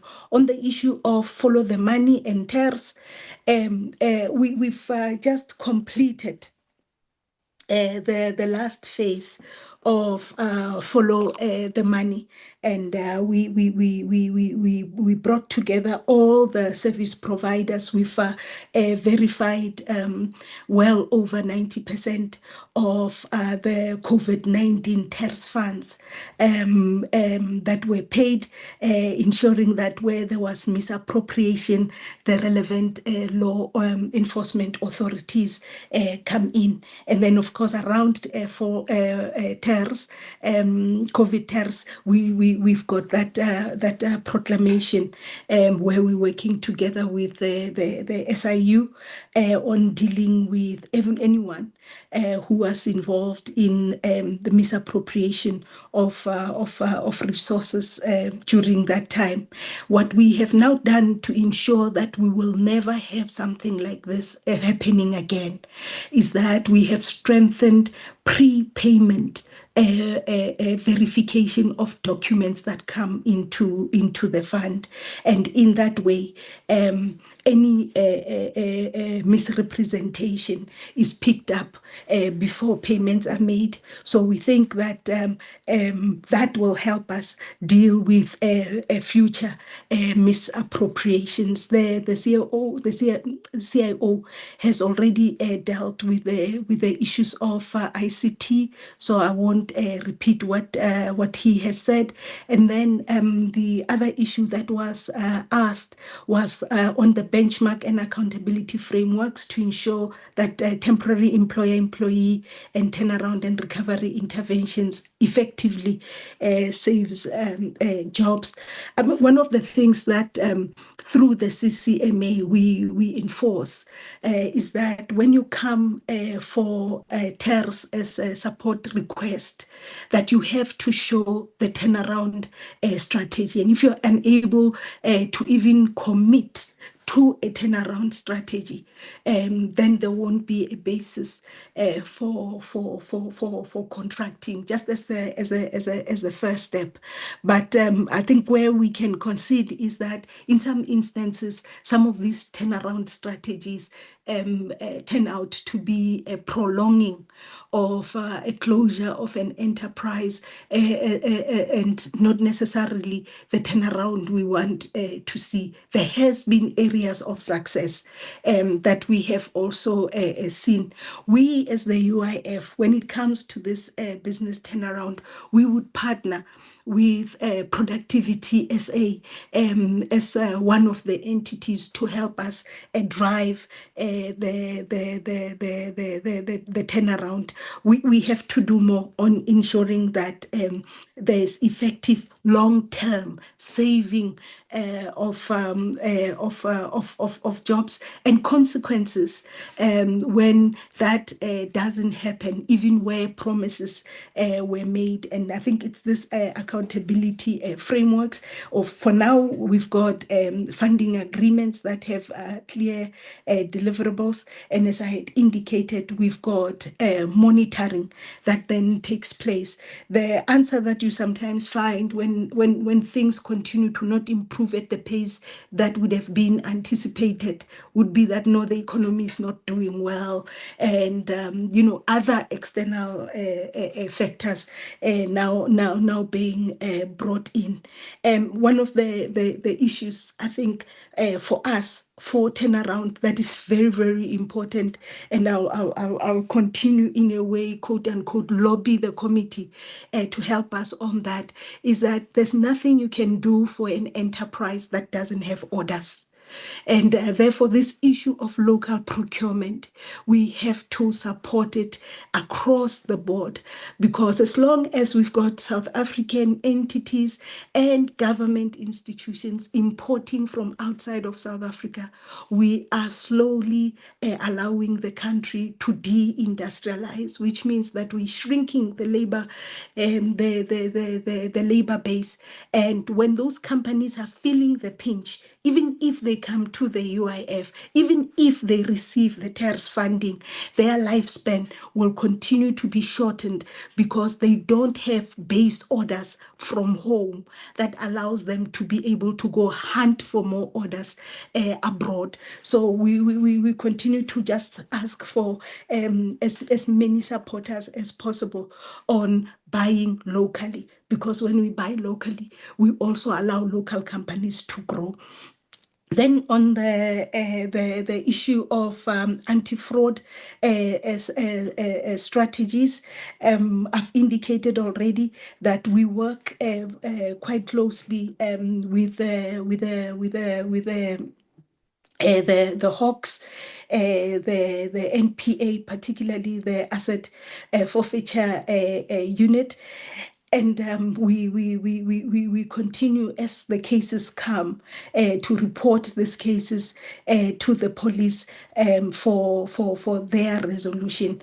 The one thing though that we would also ask is we would wish for a expedited mechanism that fraud cases are dealt with, so that they don't take so long that by the time assets are frozen, they are a quarter of what they were worth, and then eventually the fund loses anyway.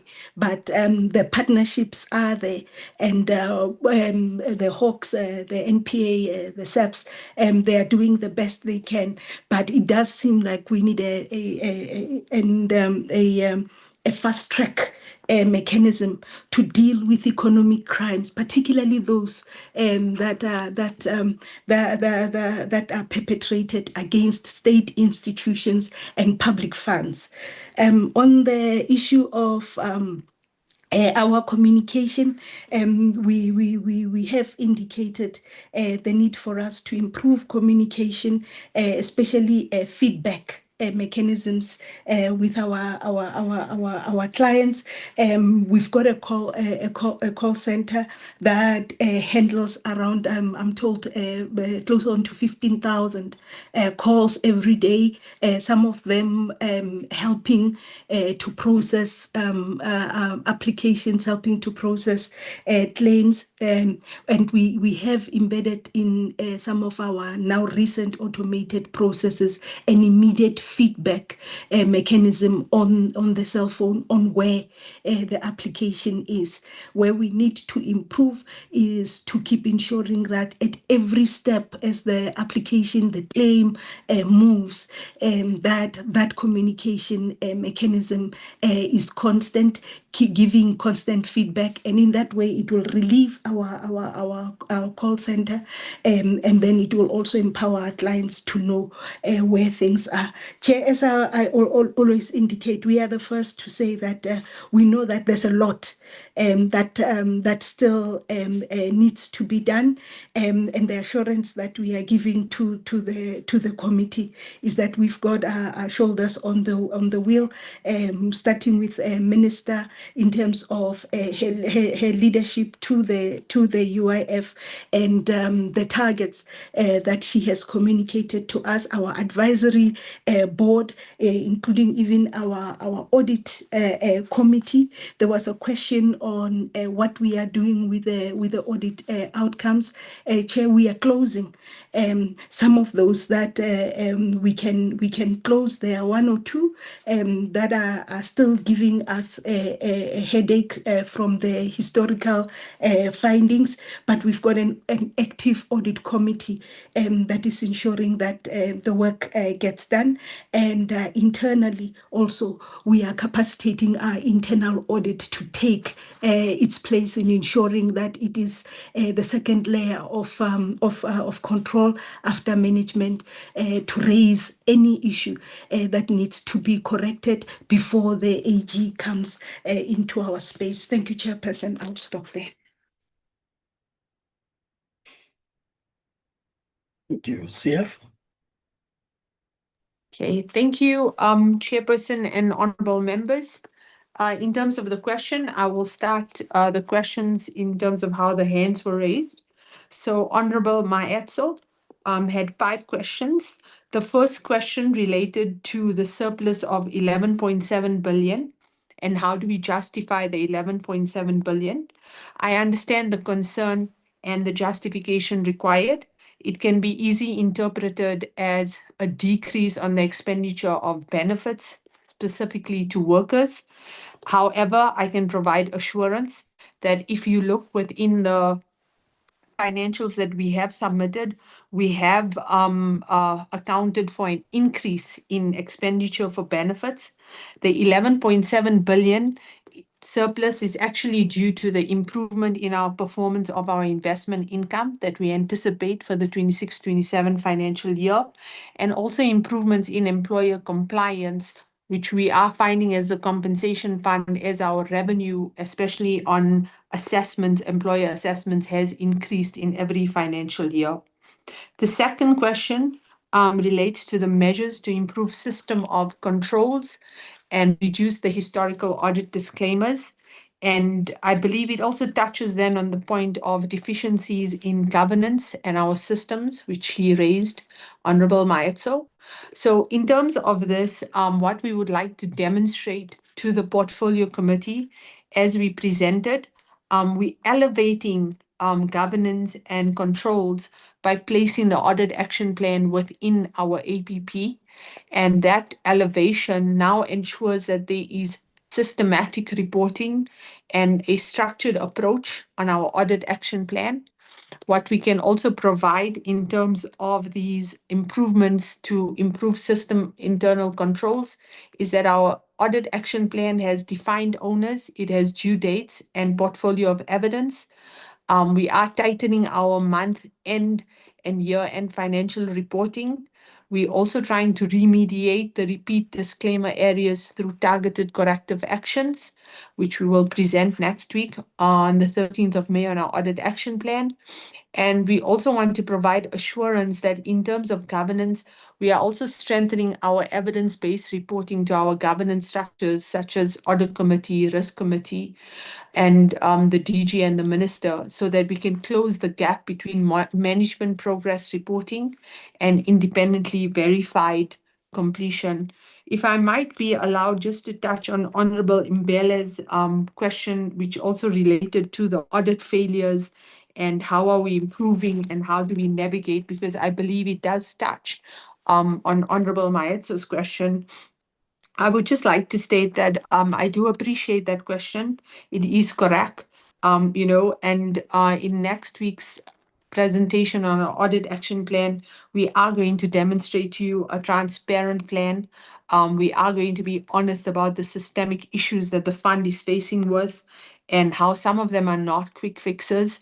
And we do have short-term and long-term issues that we want to address, specifically in terms of the shared ICT infrastructure and the shared data issues that we have with Dell, and what our proposals are in terms of coming out of the disclaimer, and also how we are going to demonstrate improvements in every financial year.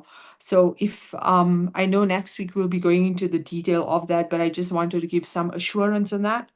And then in terms of question 3, which is the fraud prevention, as the fund, we have shifted, right, our fraud prevention to preventative controls, which is at the source, which is our intake of claims and our approval at payment stages.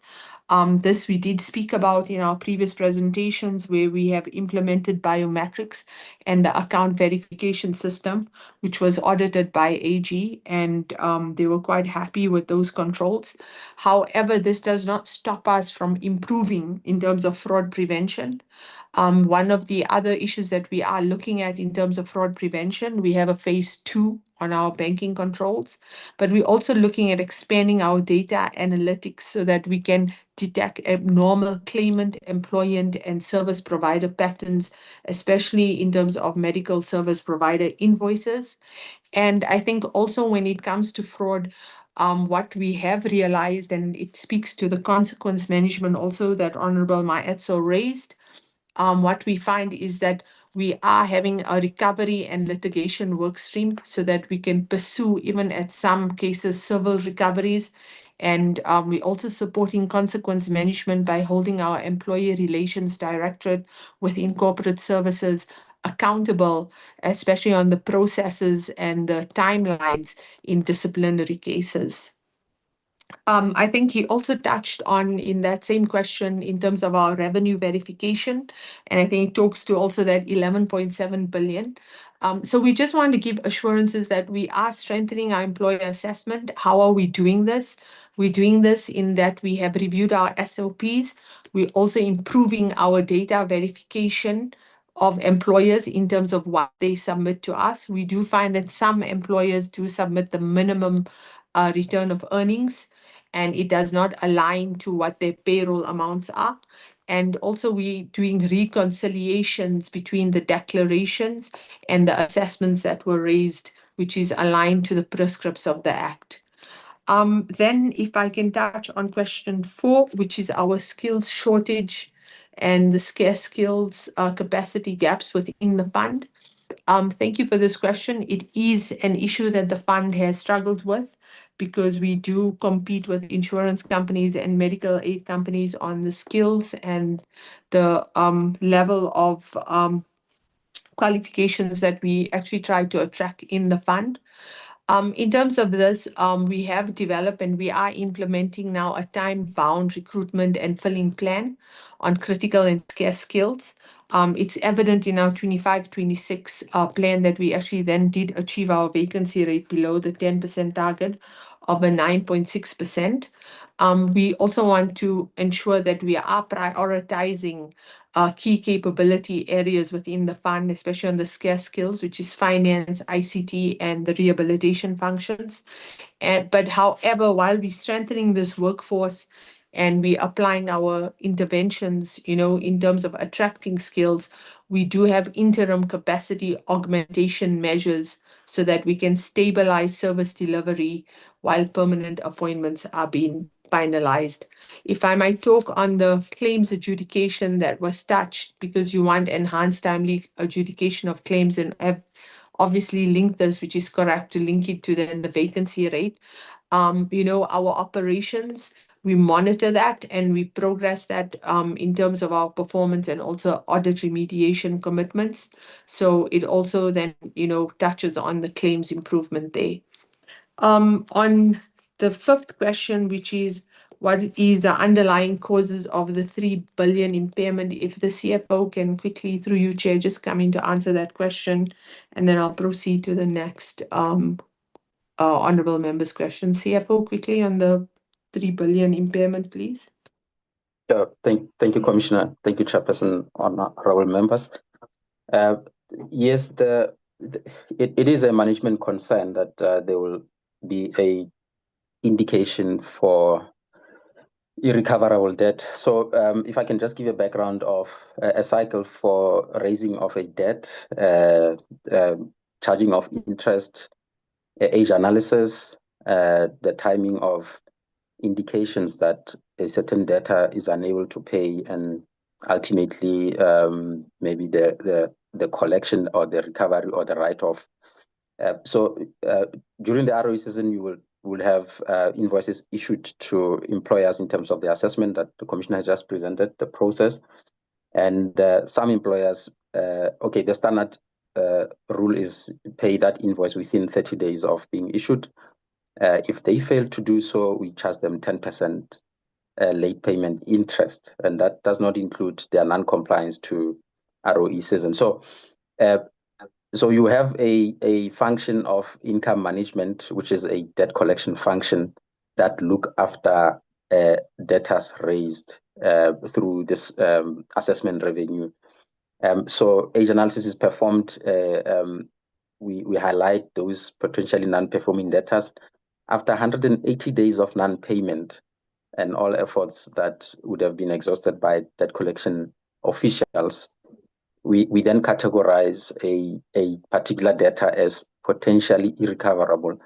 It's not a write-off yet. And from there on, we also engage with legal to say, look, we also would like to hand over some of the debtors to you after this number of notifications that they are not paying back the monies due to the fund. And ultimately, when, because of number of debtors, well, we mentioned 272,000 odd employers that usually respond, or we expect as a minimum to respond to the ROE season. A portion of those employers will pay, a number in thousands would not pay. We have about 12 to 15 officials in debt collection. So the coverage and the ability to reach out to those employers in time as and when they fail to pay within 30 days, the coverage is not enough. So the cause of now what we end up doing as raising a provision is because our first employers, sometimes they don't pay, and our capacity to reach out to them and get the money is not sufficient. And so what we do now is we capacitate the debt collection unit with a debt collection panel. This process has been concluded to make sure that now the tracing of the debtors is effective. Confirmation of cessation of business is also confirmed. I'm using two confirmations. Confirmation of cessation of business is done, and liquidation and so on, so that the delegated person gets to have either the fund through that effort gets the money back in cash, obviously with the payment of commission on the debt collected, or this becomes confirmation that we are keeping a debtor in our books, yet the employer is no longer in business, and we make a motivation for write-off. So in the coming year, 26-27, we are going to be seeing effective actions towards the debtors book, particularly statutory debtors, where efforts to collect the money will be heightened through this panel of debt collectors. And we are also hoping that the provision for bad debts will not get to 3.7 billion. As a movement, we hope that what will actually materialize will be a much smaller figure through that intervention. And we know that there's quite a number of challenges, but through the capacity we'll unravel all of them, as well as fixing a cycle of raising an invoice against a valid debtor. Sometimes when you estimate non-compliant employers, we did not probably do a proper homework that the actual state of business confirms that maybe they don't warrant to be assessed at that point in time. But all these are systems of internal controls that our audit action plan as a cycle look at, from revenue raising up to debt collection. Chairperson, thanks. I hope that is clearer in terms of the response. Thank you. Okay. Thank you, CFO. Then on Honorable Mbele's questions, I touched on the audit one.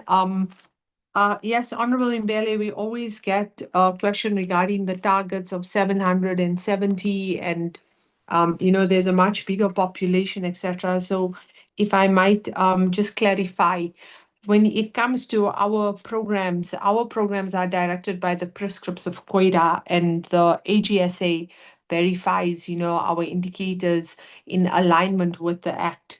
So in terms of the Act, our interventions, especially on persons with disabilities, which is our injured workers, and the bursaries, which is the dependent of injured workers, These are targeted interventions specifically to the beneficiary groups, right, within COIDA. So unfortunately, it's not the general population of South Africa, although we do try to accommodate a certain percentage within our target, which we have negotiated with the Auditor General. So our percentage allocation also is informed by our historical baseline in terms of our data and also our trends. And it aligns to the SMART principle. So we have to ensure that our target is realistic. The last 5 years, our target was not realistic, and we kept on falling short and not achieving the target of persons with disabilities. And because now we followed the SMART principles, we also ensuring that, the beneficiary groups that we prioritize, we reflect them correctly. But also, I also want to give assurance that with us, the approach is different. It's not that we just identify you and then say, oh, yes, you have a bursary and, give us your documents, and then we leave you to be. And then that follows up on your second question in terms of how are we following up with the bursars that have received these bursaries and our PWDs. Our program is very hands-on. What we do is, even though we're funding through NAFSAs, if I might explain that, we're very hands-on with our students. We're in touch with them. We do surveys.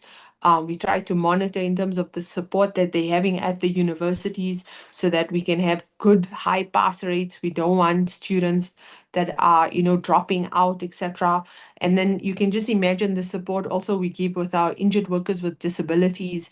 We go as far as actually picking them up from their accommodation, transporting them to the facility or the TVET college that they're receiving training. We conduct inspections of the premises to actually make sure that it is disability friendly, accommodative, etc. All of that. So what I would like to stress then on especially on the reintegration and return to work and with the bursars, what I would like to stress is, NAFSAs is actually in a disclaimer, but even though we funding through NAFSAs, and because we ensure that we hands-on, even on the financials, with our bursary program, AGSA actually gave us a clean audit on this because of this hands-on approach. And even though the funding is through NAFSAs. And then with the return to work and the persons with disabilities, in the past in the last strategic plan, we actually did fund 412 persons with disabilities.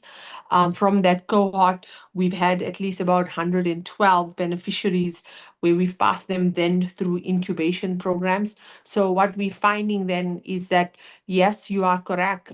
When we train them, the market doesn't necessarily absorb them. And that does relate to the high unemployment rate within the country. But what we're finding is that and this is one of the approaches that we're taking, is that there is a strong pipeline for enterprise development and self-employment. And from those 412, 112 are actually now self-employed. They're running small businesses because, we've trained them in terms of chicken farming, spaza shops, etc., all of that. But if then that might also allow me to then touch on, where you're saying on the SMEs there.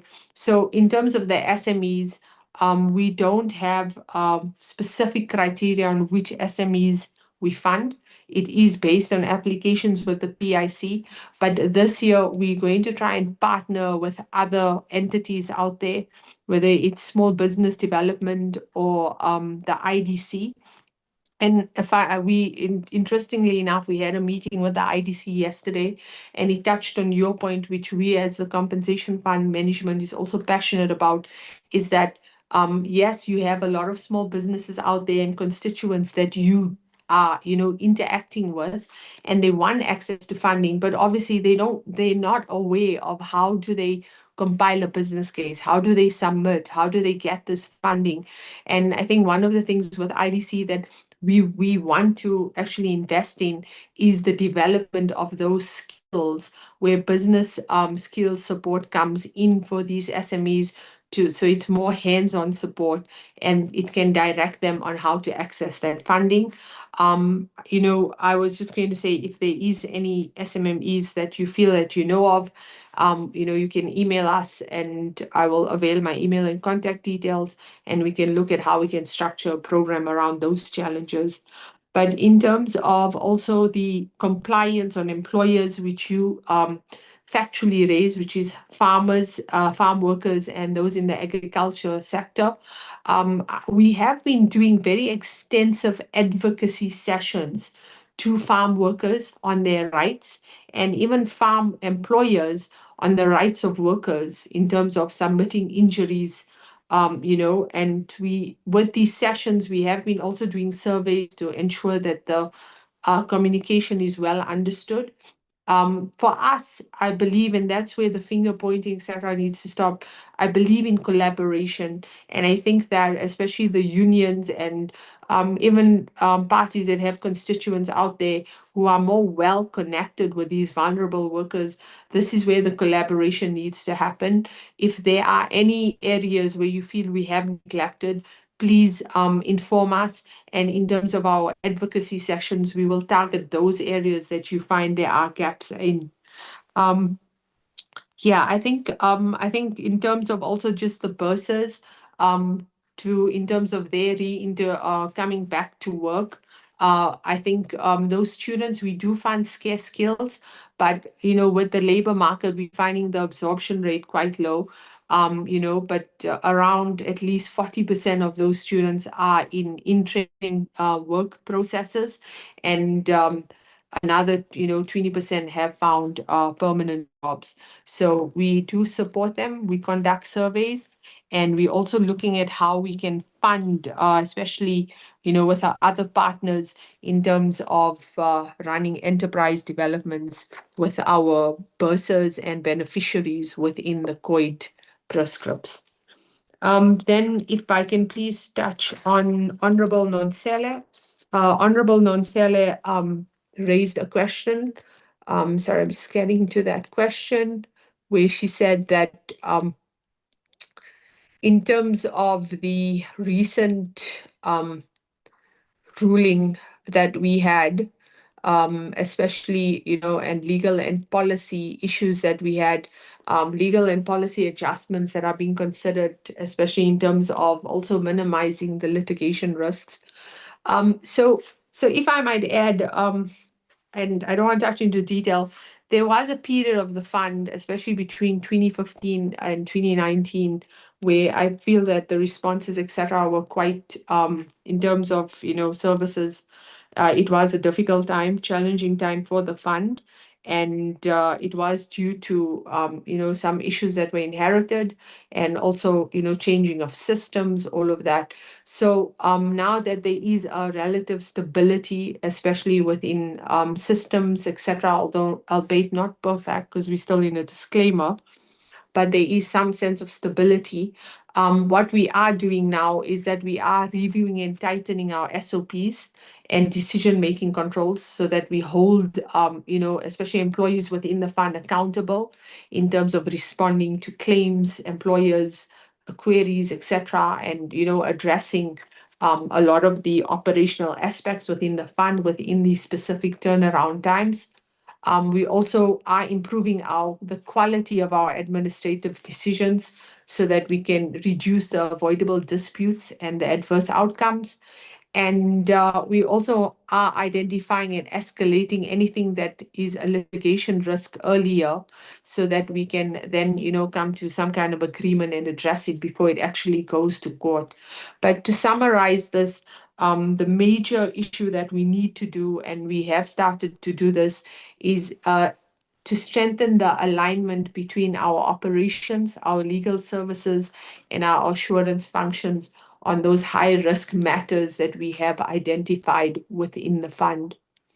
I think you also touched on the rehabilitation and return to work program, but I think specifically with yours, Honorable Nonsele, you wanted to know how are we expanding improving our support to injured workers, so that we can have a return to work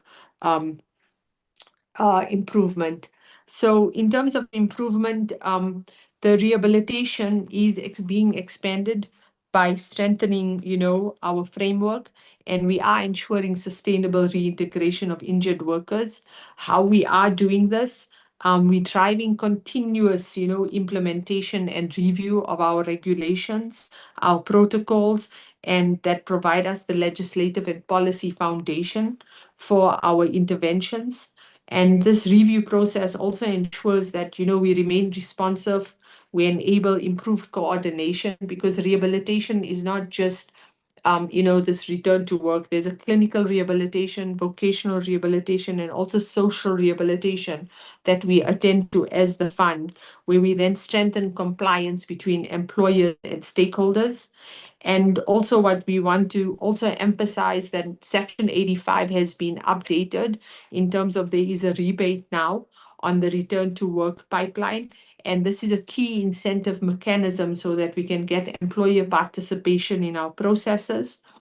And we're also scaling up with our strategic partnerships, with our mutuals and institutions that support incubation and enterprise development. So basically, we are doing also public-private partnerships out there, partnering with, entities out there who have to also comply with disability regulations and laws.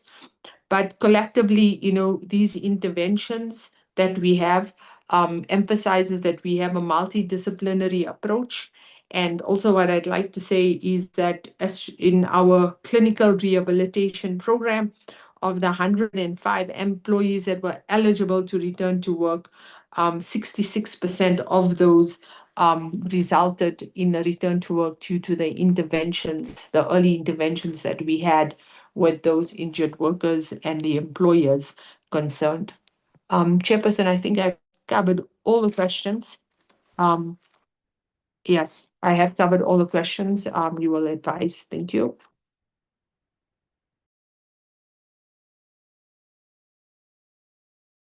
CF, honorable members, having listened to the responses, there's been an attempt to go for each question that has been asked. Of course, others would be overlapping, and an answer will then cover them in that way. Unless there is a question that has not been responded, that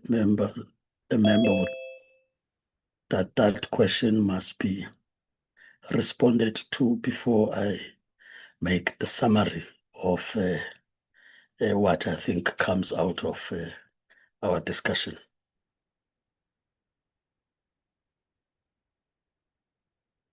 So it would appear, therefore, that most of the questions would have been answered. And I want then, as we wrap up, just indicate that then from where one is sitting and the deliberation of members, it's a clear indication that the presentations have been noted and welcomed by members.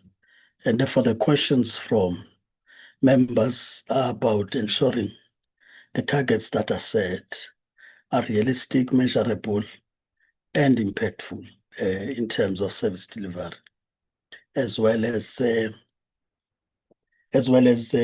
strengthening of both the executive and the committee oversight that needs to happen. And the third point, it's really that the inclusion of vulnerable groups in the targets for employment and programs and procurement processes must then be revised in the APP to achieve the 7% targeted by the MTDP on people living with disabilities, of course, without compromising on women and youth. The fourth point being that given the challenges picked up on the current labor activation program implementation, which dates back to the past 3 years, a new plan that helps preserve jobs, which is revision of tariffs in terms of turnaround time and all that. One that encourages entrepreneurship so that when you enter into these agreements with the service providers that want to participate, that this is also taken into account, but as well as a skills revolution that totally eradicates skills mismatch in a way that those skills that you put up are indeed responding to the needs of the economy. And want to put forward that at least in the first week where we get the committees to be trained before we start the term, that in that period we get to a workshop on the new approach to the lab before we actually get an item that will serve in the committee, so that the workshop presents an opportunity if there are also other ideas on how to make this noble program a reality in terms of the intervention in the economy, especially from a point of it being another public employment program, because it's mainly from a government entity. The fifth point, it's really to indicate that progress made in implementing changes or reforms in the ICT by both funds is noted, as would have been receiving reports also in the committee on what changes you are looking at, and as confirmed in the responses that we received today. However, the dependence on SEP is concerning, given matters raised by AGSA on the SEP previously. Therefore, a separate detailed report must be presented to the committee on how the concerns on SEP and its regularity are addressed in the current ICT reforms, given that the two funds are undergoing reconfiguration targeted to be concluded by 2027. So we do not really have time. The 6th point, really, it's about just to emphasize the point that the audit findings or audit matters will be further addressed on the 13th of May, 2026. However, the implication of the Supreme Court of Appeals, and that's the question Honorable Nkopane would have asked, and from the response, one didn't get that concretely. That the implications of the Supreme Court of Appeals judgment must also be included so that the committee could play its oversight role from an informed position. So that means looking at the judgment itself, its implications, because amongst other things that get to be raised by the AGSA is that even if there are recommendations, sometimes the consequence management part of it gets to be too prolonged to a point that by the time you come to it, its impact is not felt. So if there are court judgments that may have implications even on those actions, at least we should be knowing about that. And as I conclude, indeed, acting UI Commissioner, surely we should be the ones indeed that promote buying local so as to save or preserve local jobs, whilst we also get to grow businesses to compete even globally ourselves. So that is supported, that buying local. And this can also be indeed tested, at least within the portfolio, so that if we support, for example, the NYDA, we should not be saying in the portfolio there are problems in getting youth entities to participate in the procurement process. If we do have the SCE, we shouldn't be saying that we are unable to get people with disabilities to participate and grow that space. I think it starts there, so that with that being implemented, we are able to convince other departments and other entities, even outside of government, that there is an opportunity for people with disabilities to play a role, because we are supporting an entity of government to preserve jobs, but also create more as part of its targets as they have presented their APP in this regard.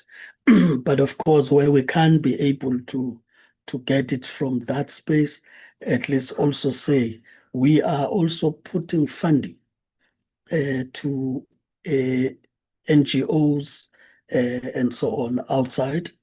Of course, those of people with disabilities, as a way of taking them out from just depending on the social grants, but creating space for them to participate in the economy. And I think that's the reason there's funding that comes from the portfolio of employment and labor in that school. So if we do that, I think would be able to make the difference that is needed, turning this talk into reality, and then demonstrate to people that it is possible for as long as there's a will to do it.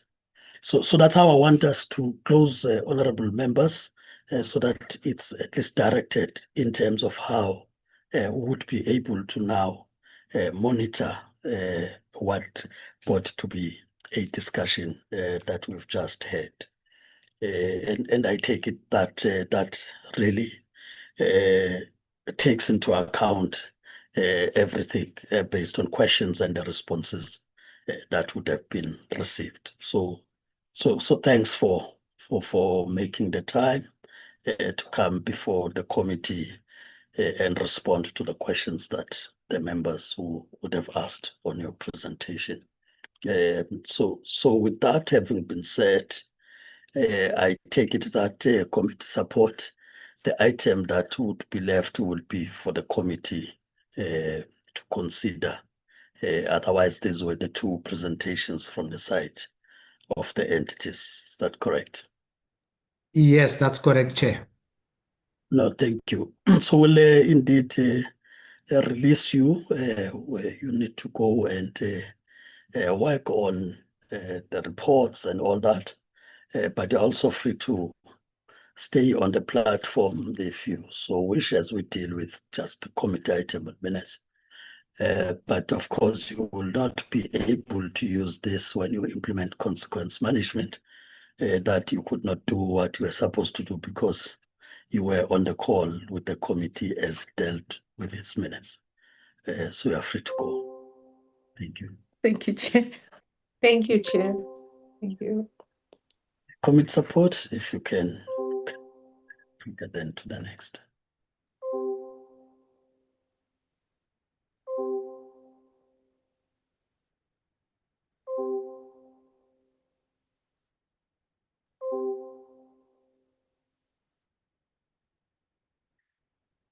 So, honorable members, we now present the minutes, draft minutes of proceedings of the meeting held on Wednesday, the 29th of April, 2025, which was on a virtual platform, Zoom platform at 9. Of course, on that day, we looked at the department and SCE in terms of presentations of their budget reviews linked to the review of their APPs. You do see the attendees, so I usually make this reminder so that at the end it's very easy to move for the minutes. So you see who was present. We can then scroll. Members will then indicate where they need corrections to be made.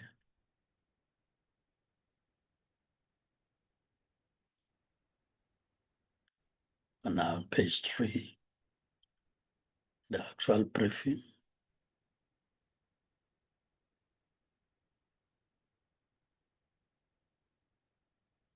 We move page 4, program 2.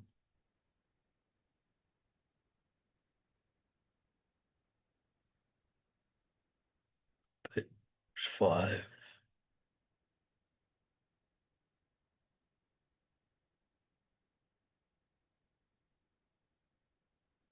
I'll move to page 6.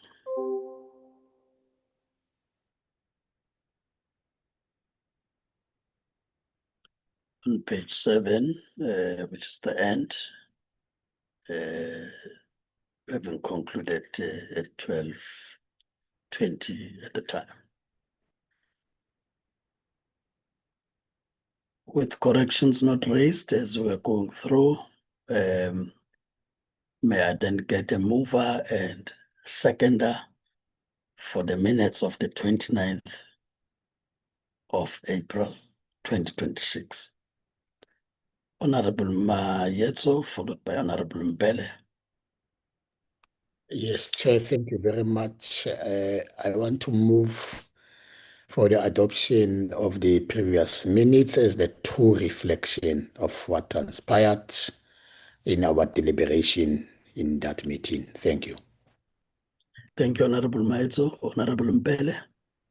Thank you very much, Chairperson. I second the move.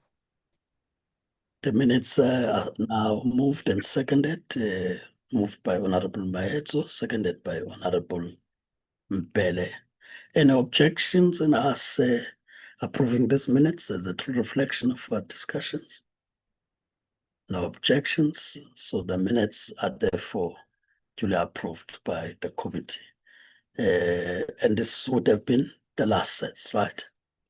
Yes, Chair, that would have been the last set and the last item of the agenda. Thank you, Chair. Thank you. Honorable members, this then concludes the business of the committee. On other matters, we'll keep on briefing each other now that we have the adopted program.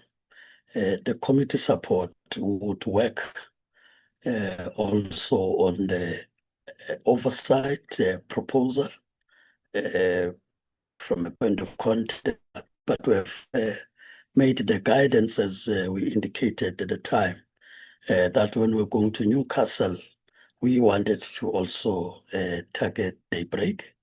Would then be also looking at the possibility of that, and I do know that there would have been also some writing of letters to raise some concerns and clarities that members may need.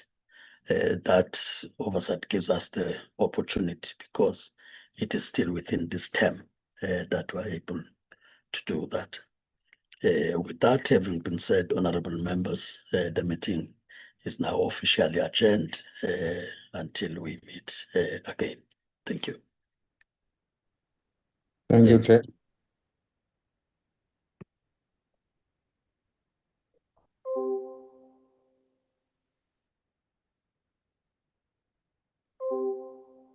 Bye-bye. Thank you, Chair and members. Bye.